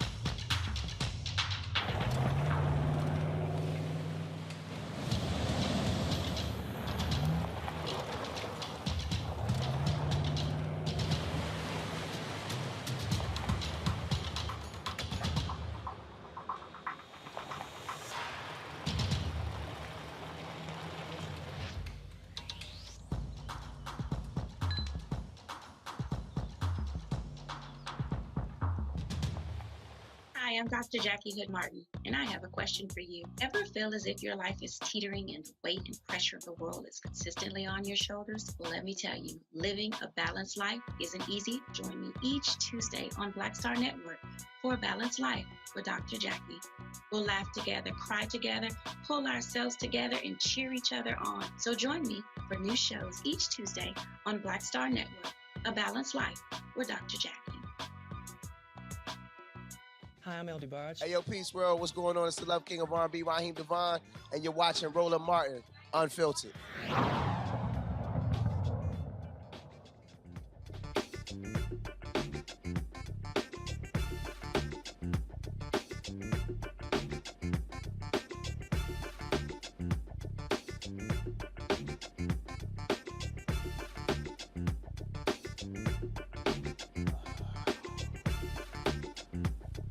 All right, let's go. All right, folks. We mentioned this story just the other day and want to talk about it right now, and that is, of course, brother, it happened in New Jersey, y'all. Man who is now paralyzed from the chest down. He was shot by plainclothed officers in front of his own home. Last month, Jajuan Henderson was ambushed by the officers and shot 4 times while he was reaching into his vehicle. He's paralyzed and facing resisting arrest and obstruction charges. His attorney, Greg Zeff of the Zeff Law Firm, joins us now from Mount Laurel, New Jersey. Glad to have you on the show. Greg? Thank you, Roland. Glad to be here. Okay, so first of all, why were the plainclothes officers going to his home? They weren't going to his home. We don't know. They won't tell us what they were doing there. But I can tell you, Roland, that just this afternoon, for the first time, I was allowed to view body cameras. They should be released tomorrow to the public, but it's awful. It's worse than you described it, actually. Okay, wait a minute. I'm confused here. Yeah. Jajuan's at home. Yes. Is he outside? What is he doing outside? Jajuan is visiting his child and the mother of his child. There's an iced tea that's left outside in the mother's car. He goes outside, gets in the vehicle to retrieve the tea, when 3 or 4 plainclothes officers, all dressed in black, approach the vehicle and shine lights on it and demand his identification. Wait, hold up. Yep. Give me, so Jajuan comes outside and he's going to the car and he's reaching into the car. Nope, he gets in the car and closes the door. He gets in the car and closes the door. Yep. All of a sudden, was this daytime or nighttime? Middle of the night, midnight. Okay, so all of a sudden, 3 or 4 people roll up with flashlights demanding his identification. So no flashing lights? No flashing lights? Nothing. Just out of the blue? Yes. Okay, now what happens next? What happens next is you see his hands, which I think is very important. He's got a cell phone in one hand. He calls for help. Right, because it's midnight and 3 or 4 folks rolling up with flashlights wearing black. He don't know who the hell they are. He's terrified. He's terrified. On the video, first of all, does the video have audio? Yes. Do you hear them say, "We're police"? Do they identify themselves? In fact, they do identify themselves at some point. And you know when they identify themselves? When he says, "I'm going to call the cops." Hold on, wait. So they walk up, flashlights. Need to see your ID. He says, "I'm going to call the cops." They say... He rolls the window down a little bit. They say, "I need to see your ID." He rolls the window back up. They see him rummaging around. They tell him to stop rummaging around. They say, "We're going to break the window if you don't give us the ID and get out of the car. And he says, I'm going to call the cops. We are cops. I know you're cops. It's 3 or 4. I need a lawyer. I need a lawyer, he says. You have no probable cause to do this. Okay, hold on. It's 3 or 4. Are these cops white? Are these cops white? Are they black? There is one person of color that is a police officer and 2 white officers. Okay, hold up. All right, so let me. Yep. 3 cops roll up. It's midnight. Jajuan's sitting in his car. He's going to get the iced tea. All of a sudden, 3 folks walk up, 2 white guys and a person of color, flashlights, dressed all in black, says to him, yo, need to see your ID. Who the hell are these people? Roll the windows up. They didn't say we gonna break the window. He says, yo, I'm gonna call the cops. They say, we the cops. And they're not acting like people that are there to serve and protect, are they? Okay, so then what happens after they say, hey, we are the cops? What happens next? He asks to call a lawyer. And he asks them why they're stopping him. And all they keep saying is, roll the window down, get out of the car, or we're going to break the window. You can't break this window. You can't do that. That's not what police officers do. And so my client is frozen with fear, terrified, and they break the window. Now, this is a 4-door car, Roland, okay? Which window do they choose to break? They break the driver's window where my client is sitting there as the glass flies in, and he screams, and he raises his hands again. And I want to make it clear, they see his hands. He has no weapons. He never had a weapon. Don't know why they stopped him in the first place. And from the 5 minutes when the body cameras go on, first minute from the body camera goes on to the 5th minute when they shoot him, there's almost nothing done to de-escalate the situation. Wait. They shoot him. 5 minutes after they roll up, they shoot him? They shoot him. They break his window, and once they break his window, he turns the car on and tries to get out of there. And as you said earlier, the white guy who drives away, nothing happens to. When he tries to back up and get out of there, again, no police were in any danger of being hit by him. One of the white officers shoots him in the neck.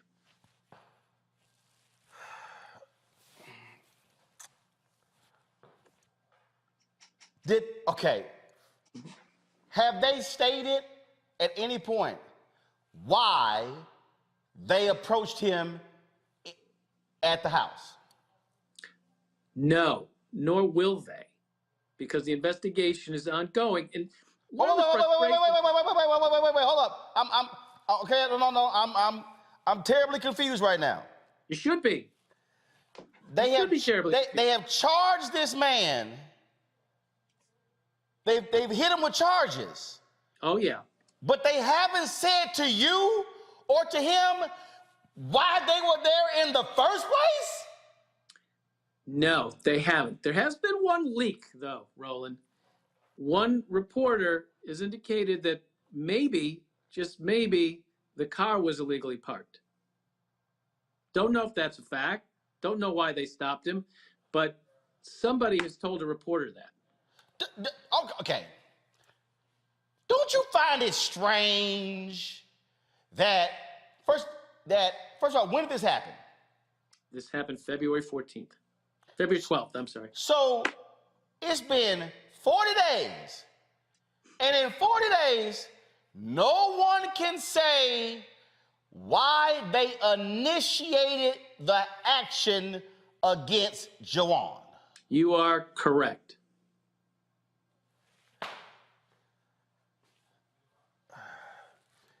Attorney General guidelines also say that the video is supposed to be released in 20 days. And when you see this video, and I hope to have it for us today, but it hasn't been released. When you see this video, you're going to be asking the same questions you are right now and shaking your head further. This literally sounds eerily similar to the story we covered in Houston, Texas, where a young man, college graduate, 2 degrees, was accused of theft by a known felon. The cops didn't even, the guy called the guy, they said, hey, he said, look, I'll turn myself in. They sent a group of cops to the house, rolled up, plainclothes car, roll up on this dude. They start shooting out the window. Same thing, no identification, no lights. That was actually in broad daylight. It wasn't at midnight. And I mean, first of all, if Jajuan, let's just be clear, if Jajuan had a gun, and if he was actually lawfully carrying a gun, and somebody just rolls up on him out of the blue, your natural reaction is to shoot somebody who you never identifies themselves. You know who the hell it is. It's midnight, and they're telling you to do something. Larry, you got a question? Yeah, you talked about them releasing the video. So is it you assume that they're going to release it tomorrow? Is that clear in terms and talk about the state law in terms of releasing video Sure. if you can for a second? Sure. This has been an unusual case. I am the NAACP Legal Redress Chair in New Jersey, and with the help of Richard Smith and Todd Edwards and many others, there was a law passed in New Jersey that all police shootings are to be handled by prosecutors outside of the jurisdiction that it happened in. And so this case, which happened in Trenton, was transferred to another county for investigation. That investigation didn't begin for 5 or 6 days. And the Attorney General guidelines say that within 20 days, the video itself should be turned over to the public. It's been 40. Because I am the lawyer, was allowed to view the video today. I've been told it's going to be released sometime this evening or tomorrow. That doesn't mean it's going to happen, but that's what I've been told. I expect it to be released to the public then, but we shall see. It's not a law that it must be released in 20 days, but it is the guideline. That is, it shouldn't take more than 20 days for an investigation to be completed in a shooting, and it shouldn't take more than 20 days to be able to look at the video and say, all right, the public has a right to see this. We're still waiting. I'm pleased to say I saw it today. I'm pleased to say that Jajuan acted as I expected him to act, as he's told us truthfully. And I'm pleased to say, and just mortified actually, to say that he was asking for help. He asked to call the police on the police.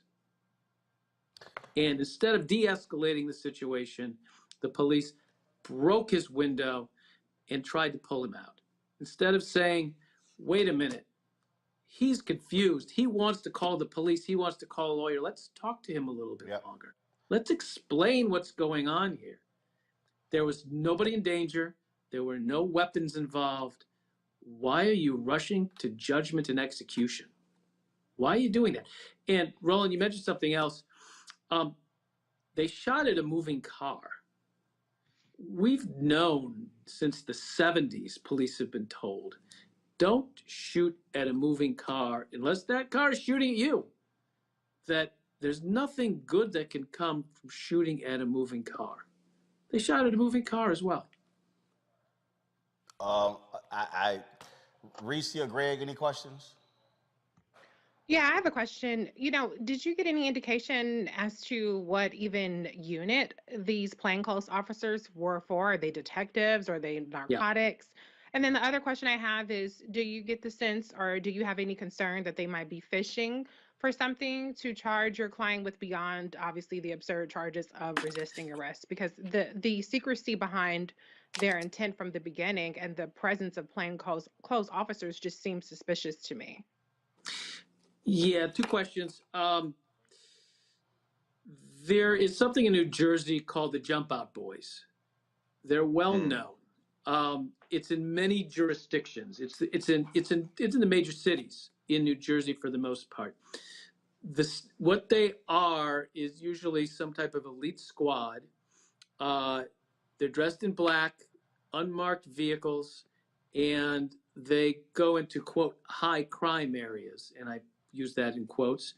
And they're known in the community to jump out and arrest, jump out and tackle. And it's a shame, when police officers in a community, people used to give them a glass of lemonade and say hello and know their names, and they'd know your name. But in black communities, when the jump out boy vehicle is driving by, dark unmarked vehicle, most people know what it looks like. Grandmothers tell their grandchildren to run into the house.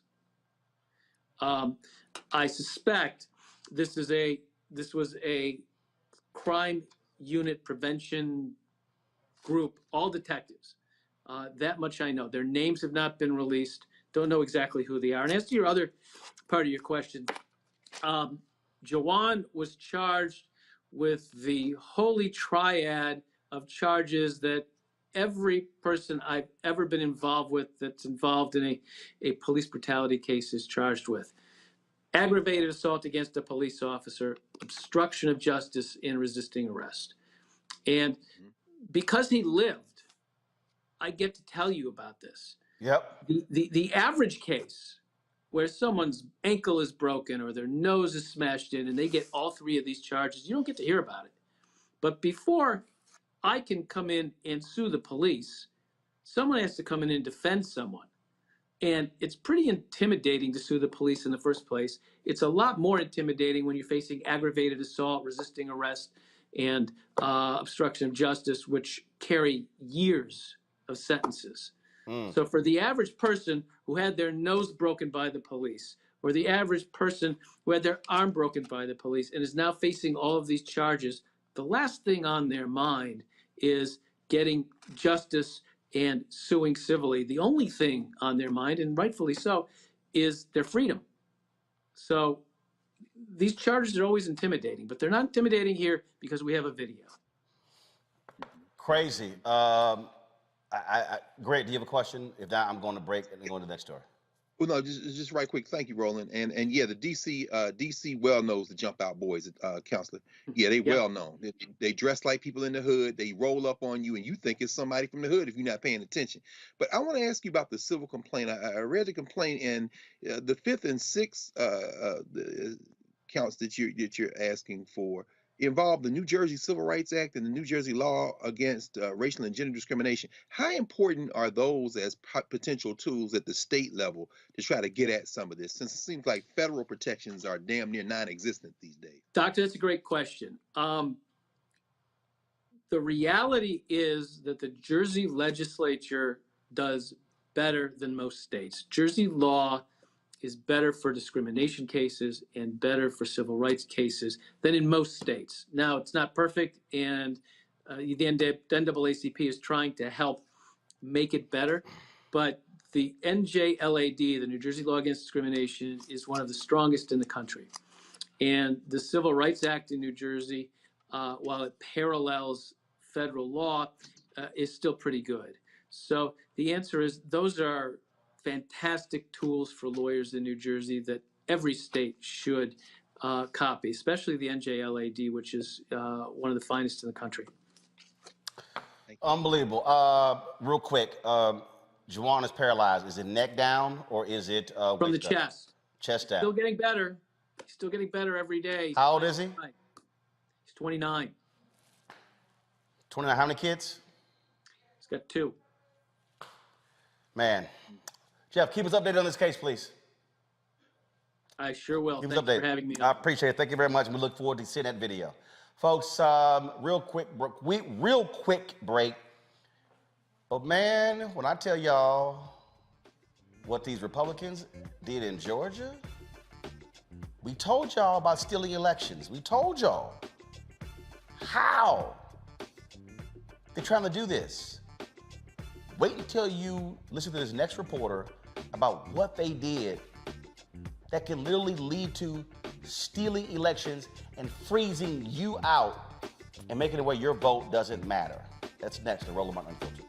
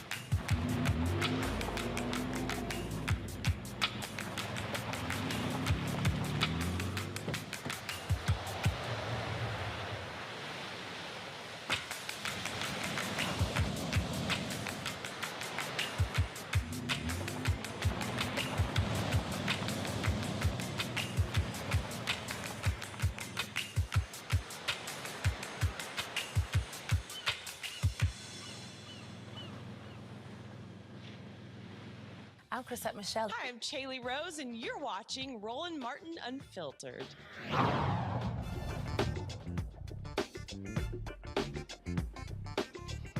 All right, y'all, put this in the category of, are you out of your damn mind? In Georgia, judges who are at risk of losing an election can literally say they are resigning many months from now, which cancels the election, but also cancels any challenger's chance of beating them. Then the governor can turn right around and appoint who they want to the bench. Daniel Nachanian, editor-in-chief of Bolts, joins us right now. We saw this story, and he wrote this article called Dystopian Loophole for Georgia Judicial Elections. Gives Brian Kemp the last laugh. Y'all, he joins us from D.C. Daniel, I have never, ever in my life heard of anything like this ever. Explain. Well, it is a pretty shocking situation in Georgia. It's a bit complicated, but the bottom line, in Georgia, Supreme Court justices are elected, and unlike U.S. Supreme Court justices, for 6-year terms. But there's this bizarre loophole, bizarre rule that says that if a judge resigns within 6 months of the election is canceled. The governor gets to appoint someone, and that election then happens 2 years later. Now, that's bad enough, and historically it has been abused by incumbents who want to game the system, resign just before an election, effectively canceling the election, which is bizarre enough. But then in 2020, Republicans really escalated this because there was a prominent Democrat who was running for Supreme Court in Georgia, and the justice announced he was resigning 6 months later, 6 months after the election. And the governor and secretary of state said, oh, okay, the election is canceled. And the Democrats sued to take this, to force the election to happen, and lost the case in the state Supreme Court that he was trying to join. And now it just happened again, actually, a couple of months ago, with the Chief Justice announcing he was going to resign in the fall, and that being enough to cancel the election that is supposed to happen in May. And this is concerning, obviously, for a whole host of reasons, but exactly as you said, it makes it very hard for anyone to run, because you could be running, for instance, as an outsider who wants to change the system. You could be running, be ahead, be about to win, and then suddenly the election is canceled, the rug is pulled from under your feet, and you have nothing to run for anymore.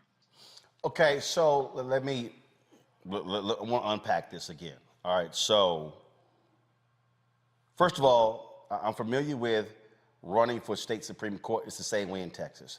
How many Supreme Court justices are there in Georgia? There are 9 Supreme Court justices in Georgia. Okay, so there are 9 Supreme Court justices. Republicans hold what, 9-0 edge? So Democrats? It's technically a nonpartisan court, but Republican governors have appointed 8 of the 9 justices. Republican judges have appointed 8 of the 9. Okay, got it. So let's say somebody's running, and let's just say they're progressive. And let's say the polls are showing that progressive is beating that incumbent Republican. So 6 months before the election, the incumbent judge can announce, I'm quitting, I'm resigning. And then if he or she does that, that means that there's no election, and then the governor gets to appoint somebody to sit in there for another 2 years, and essentially they become the incumbent? So yes, but it's also worse than that. So what you said can absolutely happen. But what happened in 2020 is that in the conditions you described, where an incumbent judge was facing a prominent Democrat, a former member of Congress was running against them, that judge in a May election, a June election, that judge said, I'm going to resign in November. I'm going to resign 5 months after the election was supposed to be held. And that was enough. And the governor canceled the election on. Wait, hold right there. Which means that, okay, hold up. Which means that, okay, so a judge can say in June, I'm gonna resign in November, but the election's in November. So when the election's in June in this case, but the election was in June. The judge announced they were going to resign in November, and the June election was canceled. So they can guarantee, frankly, that there never will be elections if they play this game. That's right. And what is remarkable is that, you know, the fact that there are 8 of 9 who have been originally appointed rather than elected shows this has already been happening constantly. But now, you know, what's really crazy, and it's just hard to explain given how crazy it is. But you could say you are going to resign, and technically nothing even really prevents you from then taking that back once the election that was canceled has passed. So when there was a legal case around this in 2020, and the state Supreme Court allowed this to happen, but the 2 justices who were in dissent said, wait a minute, the person who says they're going to resign in the future could then take that back. And then the election has been canceled and they're still in office. The system is just so perverse, and the consequences are so illogical that it becomes a little hard to just like spell it out. But you're absolutely right that the end game, the logic is to create a perpetual cycle. The people who hold office are in a position to be able to control their departure, to be able to control whether or not there's an election for their seat and who appoints them. And that allows this continual cycle of being able to hold on to power. You know, it's really the same thing with gerrymandering, right? The people who have power get to make up the rules of how they themselves are going to be reelected. So the state Supreme Court ruled on this. How in the hell has this not gone to federal court? I mean, I'm just trying to understand how any real court would say, sure, screw the voters. This is legal. Well, not only that, but the Chief Justice wrote that opinion in 2020. And then that Chief Justice was up for re-election in May, on May 24th. And he just announced in February that he was going to resign in the summer or the fall. So his May election was canceled. And Governor Brian Kemp is going to get to appoint the new justice that is going to replace that person for 2 more years. So the very judge who wrote that opinion then used the same maneuver now to cancel his own election. Yeah. Wow. Go ahead. Before I go to my questions, finish your point. There's 2 different problems. There's the problem of elections being canceled, right? Which we're discussing. But then there's a problem that even when elections aren't canceled, it's very hard for anyone to run, because I talked to multiple people in Georgia who have run or have tried or know people, and they said, it takes a lot of work to run for office. You have to take time away from your job. You have to convince your family. You need to spend pretty much all day trying to raise money. You need to be on the road all day for months. Taking all of that without being sure that the election is going to happen, because the incumbent could just try and play this trick on you, is a lot. It's a big ask. It's very hard for people to do that. So someone, actually the candidate named John Barrow, who I was just saying tried running in 2020, told me it feels like a gamble to run for office, because you're gambling that they're not going to play this trick on you. You're gambling that if you're ahead or if you feel like you're going to win, they're not going to suddenly they're not going to suddenly pull the rug under you. And that's a big ask, so that both cancels election. It keeps other people away from running. Greg Carr, I've heard some crazy ass things. I have never heard anything like this.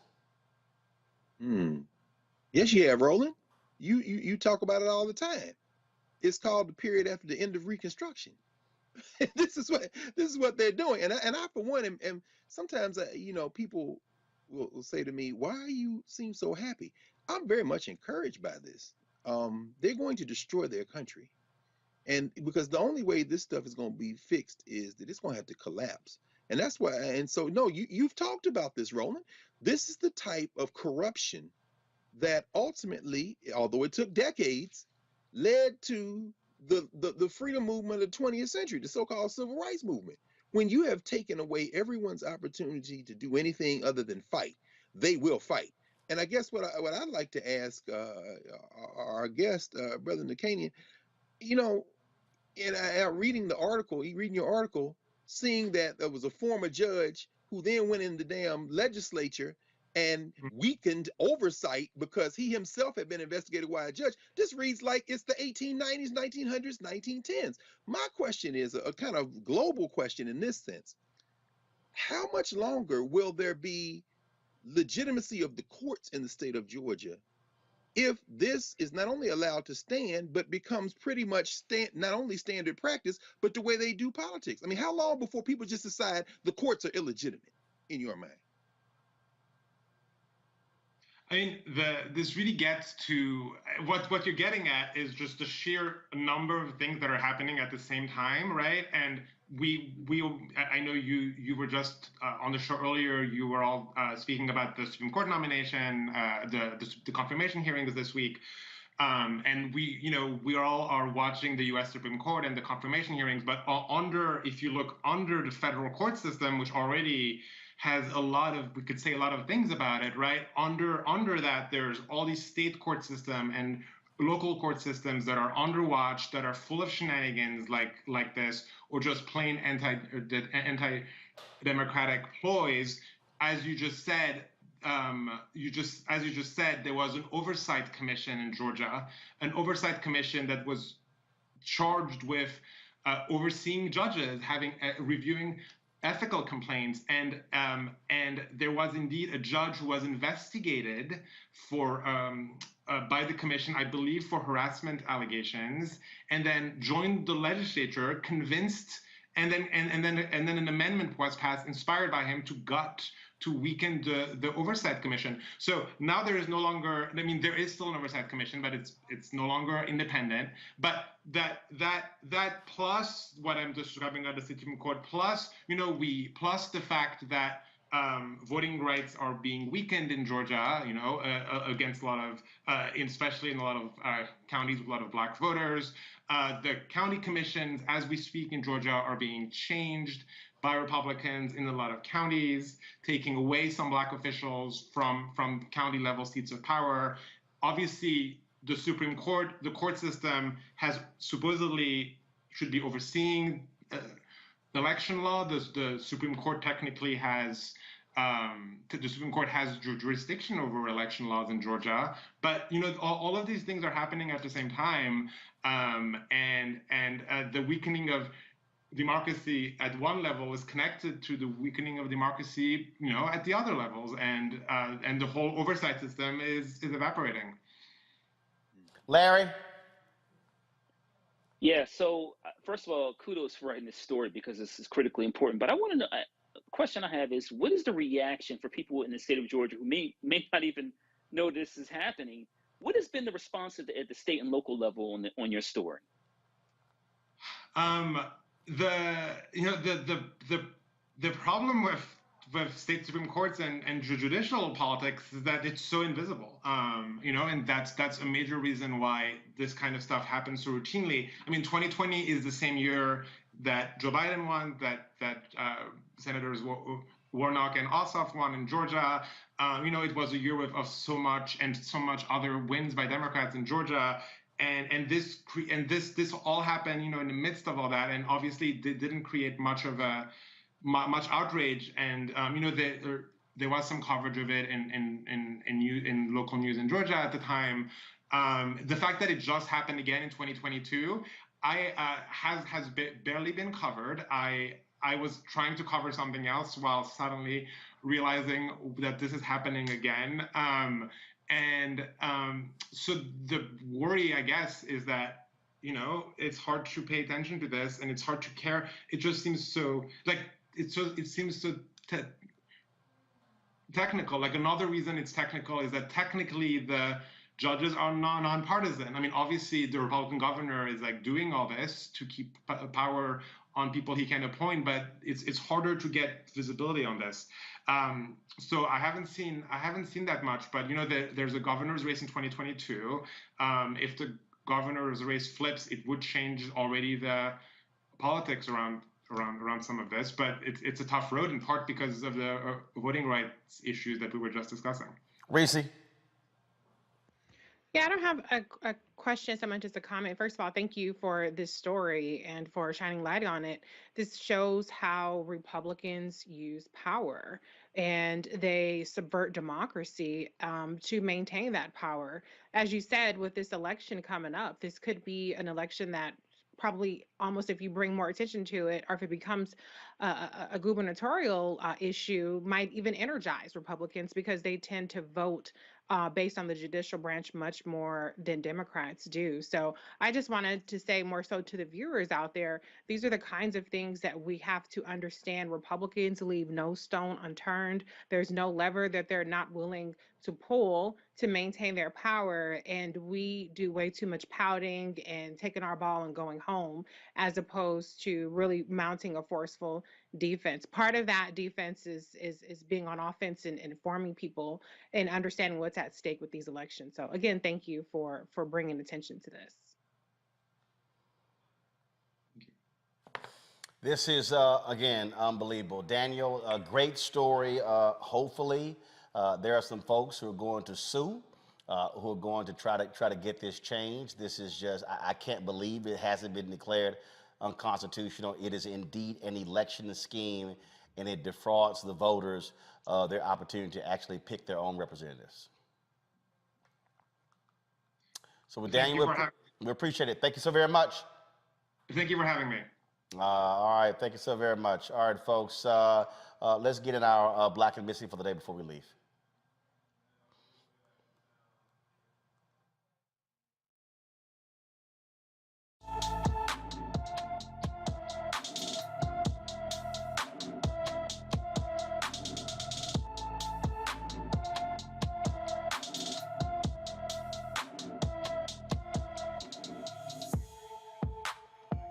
Kalani Hillman disappeared on March 16th from Lutz, Florida. The 15-year-old is 5 feet 4 inches tall, weighs 140 pounds, with black hair and brown eyes. Anyone with information about Kalani Hillman, please call the Hillsborough County, Florida Sheriff's Office at 813-247-8200, 813-247-8200. And real quick, the U.S. Department of Justice has filed a lawsuit against Galveston, Texas, to challenge the county's current redistricting plans. The county adopted the plan on November 12, 2021, after the release of the data from the 2020 census. Kristen Clark, the Assistant Attorney General for the Justice Department Civil Rights Division, says the action is the latest demonstration of the DOJ's commitment to protecting the voting rights of all Americans, particularly during the current redistricting cycle. And so the battle there certainly continues. And so we're going to keep you abreast of all of these changes that are actually happening around the country as well. It continues. Folks, also 5 Pittsburgh police officers will be fired following an internal investigation into the death of a man who was shot with a stun gun multiple times by police. 54-year-old Jim Rogers died a day after police used a stun gun on him. Rogers was suspected of stealing a bicycle. Pittsburgh Mayor Ed Gainey says he hopes the decision will be the first step towards repairing a broken system there in Pittsburgh. The death of Jim Rogers is a stark reminder about the work we have in front of us to make our city the safest city in America. We'll begin the process. We started dialogue about violence in the city last night, and today sets us on a pathway to continue to improve police-community relations. We need to all work together to honor the life and legacy of Jim Rogers, to create a healthier, safer, and equitable city for us all. And I hope today is an important step forward in showing that we can begin to build the police-community relations that we want to have for our city. And so that's what's taking us a minute to be able to talk about it. We wanted to respect the process because we understand how sensitive this is. And we will not do nothing nor answer any questions that jeopardizes that process. We are here today because the public safety director has concluded, and we wanted to share our findings. Pittsburgh Public Safety Director Lee Schmidt did not release the names of the officers or details of the investigation. I don't understand why we keep sitting here protecting these cops. I'm sorry, if you're gonna fire them, release their names. You release any other city worker's name. All right, y'all, that's it for us today. Larry, Reese, Greg, I certainly appreciate y'all joining us today on the panel. Great conversation. Thank you so very much. Man, some of the stories we did today, crazy. But we appreciate the commentary. And folks, don't forget, please support us in what we do. You know, it's a whole bunch of people out here calling themselves new black media. They love talking about what they're covering, but if y'all notice, they don't actually cover anything. They bump their gums. That's what they do. You never see them out there on the scene. You never see them talking to real people.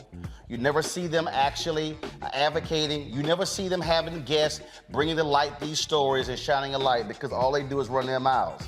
See, we don't waste our time with that. We do real news. So you can call us old, you can call us new, you can call us used, you can call whatever you want to. But there's a difference between people who are journalists, who cover the news that we matter, and other people who are YouTube wannabe revolutionaries.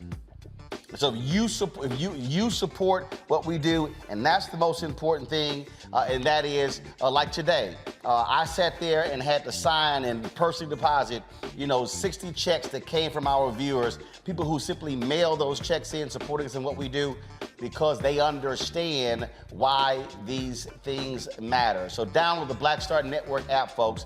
The Android phone, Android phone, Apple phone, Android TV, Roku TV, Amazon Fire, Xbox, Samsung One, Samsung TV. You can also, of course, join our Bring the Funk fan club, where your dollars make it possible for us to do what we do. So please support us with your dollars. P.O. Box 57196.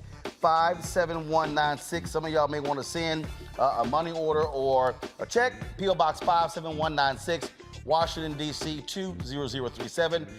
Cash App is $RM Unfiltered. PayPal is R Martin Unfiltered. Venmo is RM Unfiltered. Zelle is roland@rolandsmartin.com. rolandmartinunfiltered.com. So thank you so very much, folks. I'm going to see you guys tomorrow. A lot of things happening. We're going to continue covering what happens with Supreme Court Justice nominee Judge Ketanji Brown Jackson. Some other stories that we're covering, giving you updates. And we also are trying to schedule Dr. Kimberly Crenshaw. I want to have a conversation with her for a full hour about critical race theory, because you saw with the hearings what they're doing. There's a whole rationale behind what they're doing, and that's why we're going to keep the focus and give you, again, the news and information that you need. That's the most important thing. We don't waste time, y'all, with the trolls.